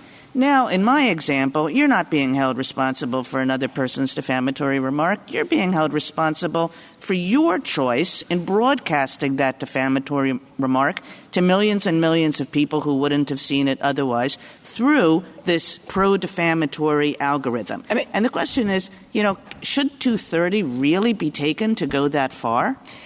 The question is, can you carve out pro-defamatory as opposed to pro-anything else, pro some other type of content that someone may be suing over negligence? If I can just give you an example of a TV channel. When you broadcast an excessively violent TV channel, you're giving it a new audience that they wouldn't otherwise have. It's still inherent to publishing. And if you decide to run reruns of the most sexually explicit and violently explicit, you could say that's a bad thing, and it may be. But on your choice, but it would be protected under 230. In terms of what was happening in 1996, I strongly disagree with the notion that algorithms weren't present based on targeted recommendations. The Center for Democracy and Technology has this wonderful history lesson of what was happening in 92 through 94 on how targeted recommendations developed. And you had something called news groups, which were, for anyone using the Internet, that was sort of what people did. They signed up for a news group, and those news groups adopted the technology that is the technology that is alleged in this case. They looked at what the user was looking at. Say the user was looking at science news, and they thought, that also user is looking at some other kind of news, maybe on psychology or something. And so they would make recommendations based on your user history and that of others. Amazon, 2 months into 1997, introduced its famous feature as if you buy X, you might like Y, based on that technology. So this technology was present starting in 92. And 92 through 96, the Internet was definitely different, but it was kind of a mess. You still had to organize it. So there were search engines. There was all kinds of features that were organizing content, because even then it was massive. It's just now on like an exponentially greater scale. Ms. Blatt, I guess my concern is that your theory that 230 covers the scenario that Justice Kagan pointed out seems to bear no relationship, in my view, to the text of the actual statute. Sure. I mean, when we look at 230C, it says protection for Good Samaritan blocking and screening of offensive material, suggesting that Congress was really trying to protect those Internet platforms that were in good faith blocking and screening offensive material. Yet, if we take Justice Kagan's example, you're saying the protection extends to Internet platforms that are promoting offensive material. So it suggests to me that it is exactly the opposite of what Congress was trying to do in the statute. Well, I think a lot of things are offensive that other people might think are entertaining. No, it's not about whether, let's take as a given we're talking about offensive material, because that's all through this statute, right? You don't disagree that Congress was focused on offensive material, that's sort of the basis of the whole statutory scheme. So if we take as a given that we're talking about offensive material, it looks to me from the text of the statute that Congress is trying to immunize those platforms that are taking it down, that are doing things to try to clean up the Internet. And in the hypothetical that was just presented, we have a platform that is not only not taking it down in the way that the statute is focused on, it is creating a separate algorithm that pushes to the front so that more people would see it than otherwise, the offensive material. So how is that even conceptually consistent with what it looks as though this statute is about? Well, so just a couple things. And again, we're on this defamatory material. If the website itself does something defamatory it's independent of the third-party content, it's not protected. But that same hypothetical could be said if it was on the front, the home page, as opposed to you had to do a search engine first. And I don't see anything in the statute that protects it. In terms of what I think your deeper section is a deeper concern is the reading of the statute. I don't think it's coterminous with C2, which is dealing with the type of offensive material, which, by the way, doesn't mention defamation. In terms of C, we talked about how they work together. We talked about how it could be easily overrode if it had just publication. The one thing we didn't talk about was the structure in Section E. E is a laundry list of a variety of exceptions under federal law to which C1 does not apply, as well as C2. And those exceptions make very little sense if C1 is read the way you're reading it. It would almost never apply to C2. And let's just take federal criminal laws. It would make very little sense because those laws, almost none of them have strict liability as an element, and vanishingly few would have publication or speaking as an element. It's in there for no other reason other than that C1 would otherwise apply to the information provided by another. And in terms of just the pure text, when you keep saying it's failure to take down, I'm hearing you say what Congress wrote was treatment as a publisher. That means dissemination. That means publishing. You cannot be held liable for publishing. That. If you look at the statute, it says protection for Good Samaritan blocking and screening. If you take into account Stratman, Oakmont, those things I thought were like a given. What the people who were crafting this statute were worried about was filth on the Internet and the extent to which, because of that court case and perhaps others, the platforms were not being incentivized to take it down. Because if they were trying to take it down like Prodigy, they were going to be slammed because they were going to be treated as a publisher. And so the statute is like, we want you to take these things down. And so here's what we're going to do. We're going to say that just because they're on your website, it doesn't mean you're going to be held automatically liable for it. And that's C1. And to the extent you're in C2, you're trying to take it down, but you don't get them all, we're not going to hold you liable for it. That seems to me to be a very narrow scope of immunity that doesn't cover whether or not you are making recommendations or promoting or doing anything else. Well, I mean, that is what I understand the government and the petitioner to be saying is that disseminating, even 24/7 disseminating of ISIS videos is protected. The only thing that's not protected is whether you can tease out something about the organization and call it a recommendation when there is no express speech recommending it. It's just the placement of where in the order in which content appears. And that same complaint could be made about search engines. So I think under your view, search engines would not be covered because they are taking user information, targeting recommendations in the sense of they're saying we think you would be interested in the first content as opposed to the content on 1,692 sections. I mean, they have millions and millions of hits for any search result. And if you think those are recommendations and the other side gives you no basis for distinguishing between search engines, then the statute is just very different than what I think the one that Congress was talking about. Because again, if you're going to look at findings and history and policy, this is about diversity of viewpoints, jumpstarting an industry, having information flourishing on the Internet, and free speech. Ms. Blatt, what about Justice Sotomayor's dating hypothetical? The discrimination, like, we're not going to match black people and white people, et cetera. What about that? Is that given 230 shields? Absolutely not, because any disparate treatment claim or race discrimination is saying you're treating people different regardless of the content. So if let me use it like with an advertising, like, I don't know, whether I'm a woman of 10 or, that was a bad example, a woman of 30 or whatever, and whether I live somewhere, it really doesn't matter in terms of the law that's prohibiting discrimination. The law is indifferent to what the content is. It's just very unhappy about any kind of status-based distinction. So we think, and the harm that would flow is not the third-party information. It's the website's conduct, whether you want to call it speech or conduct, that's based on status. But what about the dating profile? I mean, isn't that part of the content? Isn't that part of the third-party information? Sure, and it's just, you could put it a bunch of different ways. You could say even before the profiles go up, there's a complete harm, or even if the profiles go up, it doesn't matter. We would distinguish between the way dating sites work, which don't work based on status, but based on criteria that's uploaded, and those are, you're matching with somebody else. The website is not saying you should only date a white person. Okay, then what about news? What about an algorithm that says, you are a white person, you're only going to be interested in news about white people, and I'll screen out anything that is a story featuring racial justice issues? Yeah, again, anything based on status, because the harm is complete, independent of the information. But if a website wants to say we're going to celebrate Black History Month, no, a white person or a black person is not going to be able to complain and say, well, I didn't get enough White History Month on your website.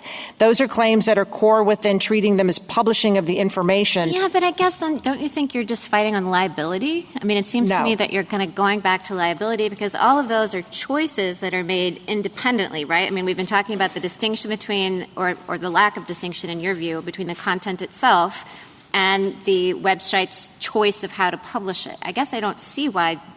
So here's 230 purposes. Here's our test, and it's the test the Fourth Circuit recently took in Henderson, and it's the test the Ninth Circuit took. Let me give you an example that I think may help with the ad revenue sharing. So this was an allegation that YouTube was giving money to ISIS. Now, this was in connection with third-party videos, third-party information, but the court said, no, that is not within Section 230 because that's independent of the information that's giving money to ISIS. That kind of, whatever you think about its validity under the statute, you're not treating him as a publisher, you're treating him as a financer.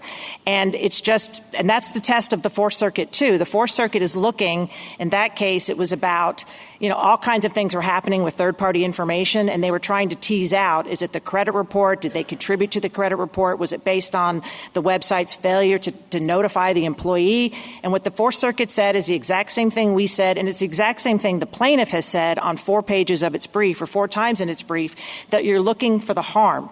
What is the harm caused? And this case is the perfect example. The plaintiffs suffered a terrible fate, and their argument is it's because people were radicalized by ISIS. And if you start with the concession that the dissemination of those ISIS videos and a claim based on that is barred, the question is what additional comes from the way it was organized? The government just says, I don't know, let some state figure it out. That's not very helpful to internets that have to work on a national level and are posting and sorting and organizing billions upon billions upon billions of pieces of information. So just to clarify, this is my last point. You're happy with the Henderson test, the Fourth Circuit test? Yes, I would say Henderson is like 96% correct. I got a little lost when they were going down the common law on publication, but the result was great. I just thought they got a little weird on the publication.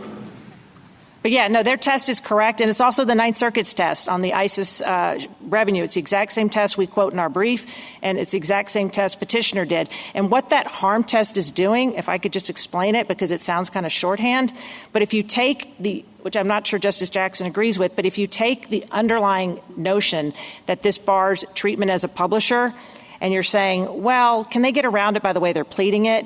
You're just looking to the harm. So you're saying you can't really say that's negligence or intentional affliction because the harm is coming from the publishing of the defamatory content. And so what I think all these cases where the courts are correctly saying 230 does not apply to the claim is they're isolating the harm and saying that's independent of the third-party information. It's either based on the website's own speech or its website's own conduct that's independent of the harm flowing from the third-party information.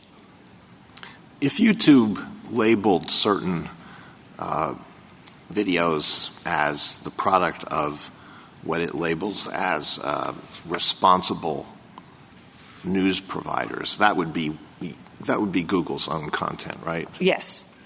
Yes. And yes. Yeah. Can I say one thing? Just because I forgot to mention thumbnails. Sorry. Thumbnails aren't mentioned in the complaint, so I was literally trying to figure out what he was talking about when I was up there because it's just not something in the complaint. But that is a screenshot of the information being provided by another. It's the embedded third-party speech. Okay, sorry. Keep All going. right. So if I do a search for today's news in YouTube, in fact, I did that yesterday, and all the top hits were very well-known news sources. Those are not recommendations. That's not YouTube speech. The fact that YouTube put those at the top, so those are the ones I'm most likely to look at. That's not YouTube speech. Right, but I mean, all search engines work the same way. If you type in whatever you type in, there is a algorithm that's deciding what content to display. It has to be displayed somehow. And what I think is going on YouTube, or it's certainly going on Google search, is they're looking at, well, what did other users look? How popular was it? That kind of thing. Is that news source, from Russia? Probably not going to get on the top list. So yeah, they're having to make choices because there could be over 1 billion hits from yours. And there are a billion hours of videos watched each day on YouTube, and 500 hours uploaded every minute. So it's a lot of content on YouTube. So some of it's based on channels and some of it's based on searches, but they have to organize it somehow.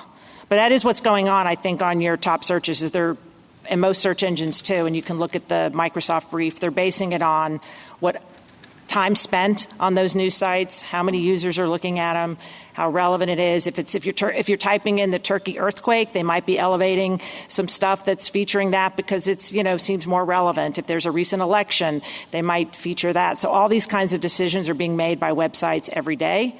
Would Google collapse and the internet be destroyed if YouTube and therefore Google were potentially liable for posting and refusing to take down videos that it knows are defamatory and false?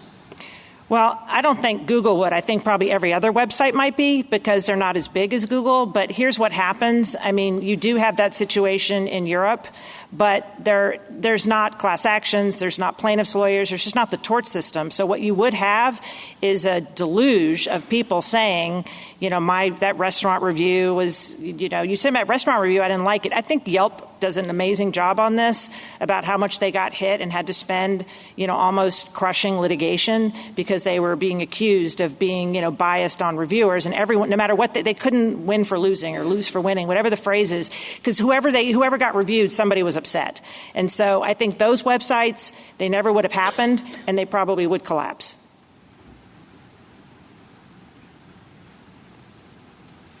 Thank you, counsel. Justice Thomas, anything further? Justice Alito? Justice Kagan? Justice Gorsuch? Ms. Blatt, I kind of want to return to some of the questions I asked earlier.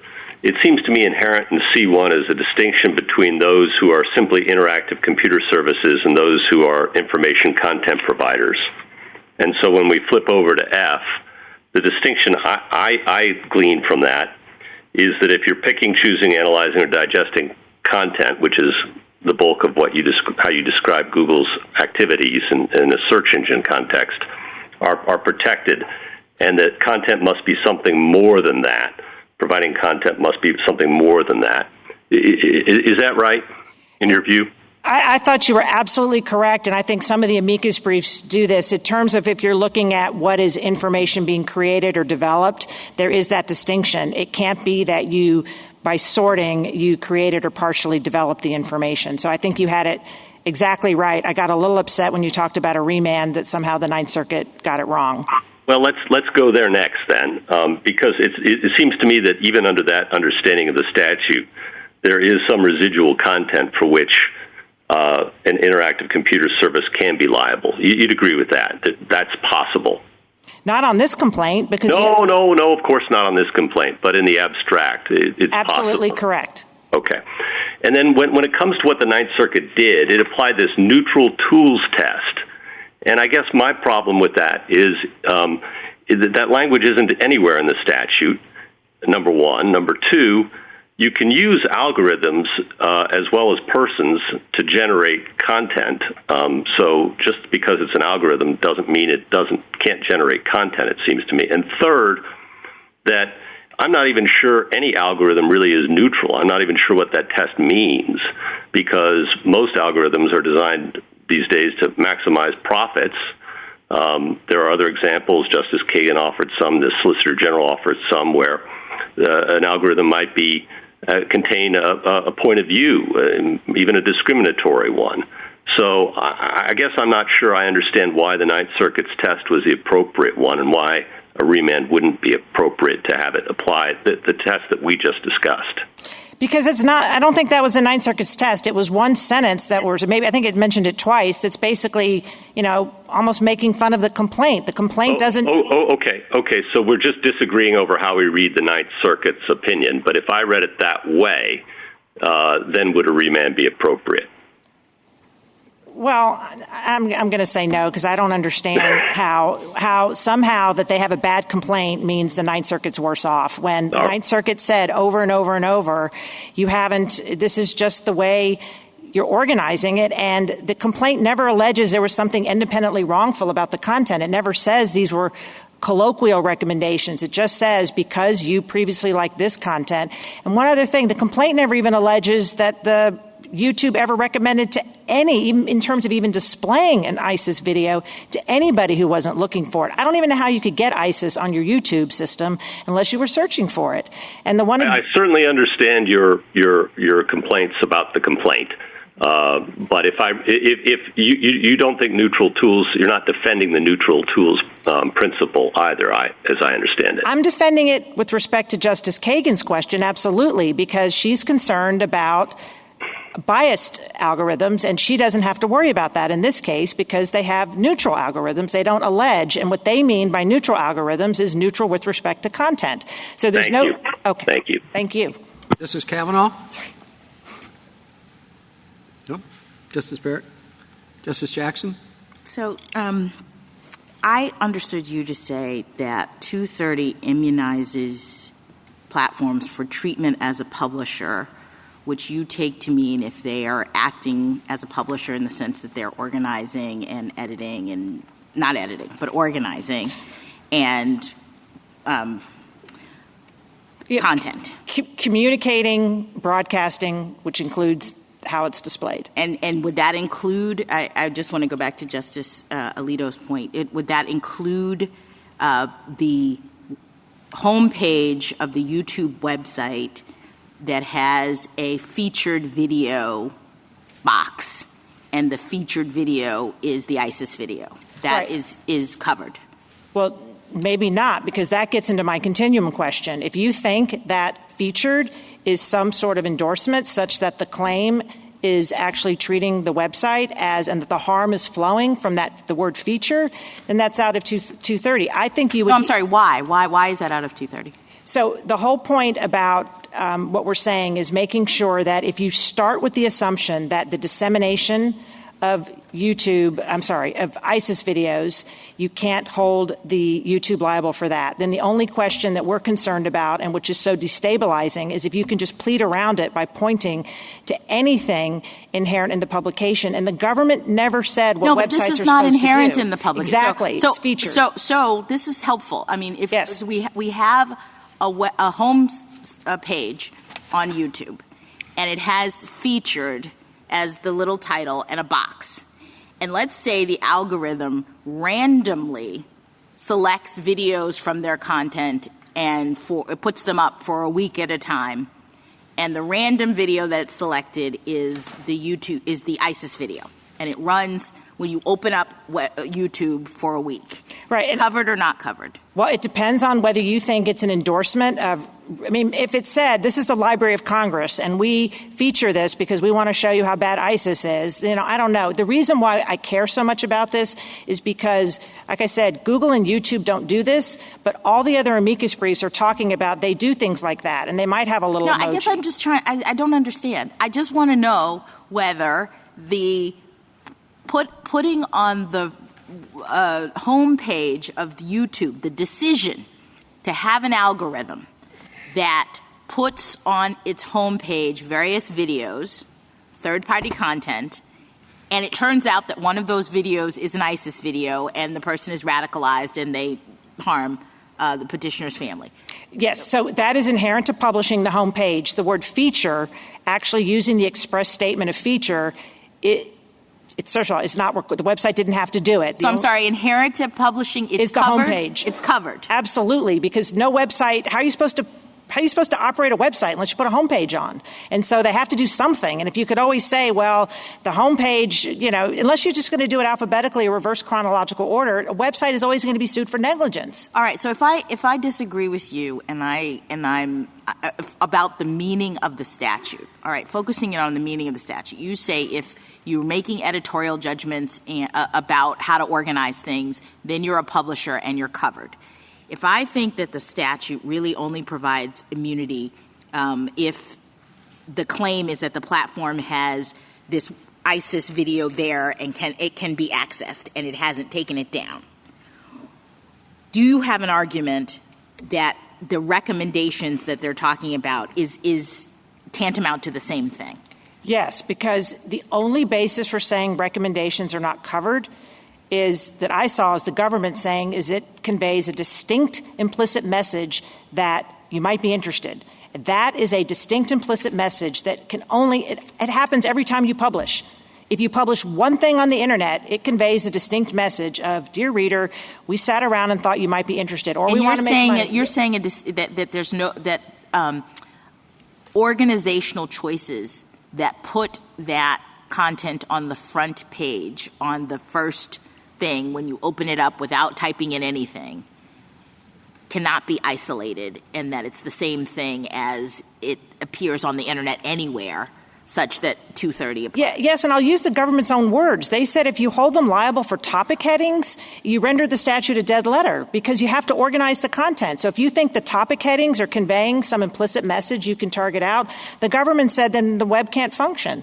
And I think we care about it because we're big websites that have lots of information. Other websites and all the amici briefs are saying is our whole business is organizing to make it useful. If you need a job, you're going to organize it by location. Are you aware of any defamation claim in any state or jurisdiction in which you would be held liable, you would actually be liable for organizational choices like this? No, I'm not worried about the defamation claim. I'm worried for a products liability claim, or what the government kept saying, your design choices. Those could just be a product liability claim or a negligence claim. You negligently went in alphabetical, or you negligently featured whatever you featured that made my, kid addicted to whatever it was. And those kind of claims happen because they're publishing. And the whole point of getting the statute was to protect against publishing. So whatever is publishing, inherent to publishing, has to be covered. Thank you. Thank you, counsel. Rebuttal, Mr. Schnapper. Thank you. Mr. Chief Justice, please the court. If I might start with my colleague's reference to things inherent in publishing. I would just offer a cautionary note, and a review of the transcript will support this. That has been given an extraordinarily expansive account here. So topic headings were characterized as inherent in publishing. Yet a topic heading could be how Bob steals things all the time. Shouldn't be protected. She mentioned trending now as inherent in publishing, but that's like featured today. You could have a site that didn't use the words trending now. Autoplay certainly isn't inherent in publication. And she mentioned home pages, and you have to have a home page, and that's fair. But you don't have to have on the home page selected things that you're drawing people's attention to. The home page that I have on my desktop for Google is a box and those charming little cartoons, and there isn't anything featured there. One could have a website homepage for YouTube that wasn't promoting particular things. That's just how they've chosen to do it. With regard to neutral tools, and this goes back to the point a number of you made about race, a neutral algorithm can end up creating very non-neutral rules. It's not hard to imagine that an algorithm might conclude that most people who went to Spelman and Morehouse now live in Prince George's County. And therefore, in showing you videos, people who ask for videos about places to live near Washington, if they're black, they'll be shown Prince George's County. If they're white, they'll be shown Montgomery County. The algorithms can create those kinds of rules. Whether characterizing that as neutral loses its force once the defendant knows it's happening. To some extent, algorithms and computer functions can run amok, but you can't call it neutral once the defendant knows that its algorithm is doing that. And this runs a little bit into the issue that we'll be talking about tomorrow. Two short points and then one closing item. With regard to Rule Section F4, I said this before, I just want to reiterate it. Section F4 does not apply to systems or to information services. It only applies to software providers. The language of the statute is very specific. And with a question about the possible implications of the decision in TAMNA, it is normal practice in the district court when there's a motion to dismiss to permit the plaintiff to amend to deal with the relevant standard, and that's exactly what we ought to be and afforded an opportunity to do. Thank you very much. Thank you, counsel. The case is submitted.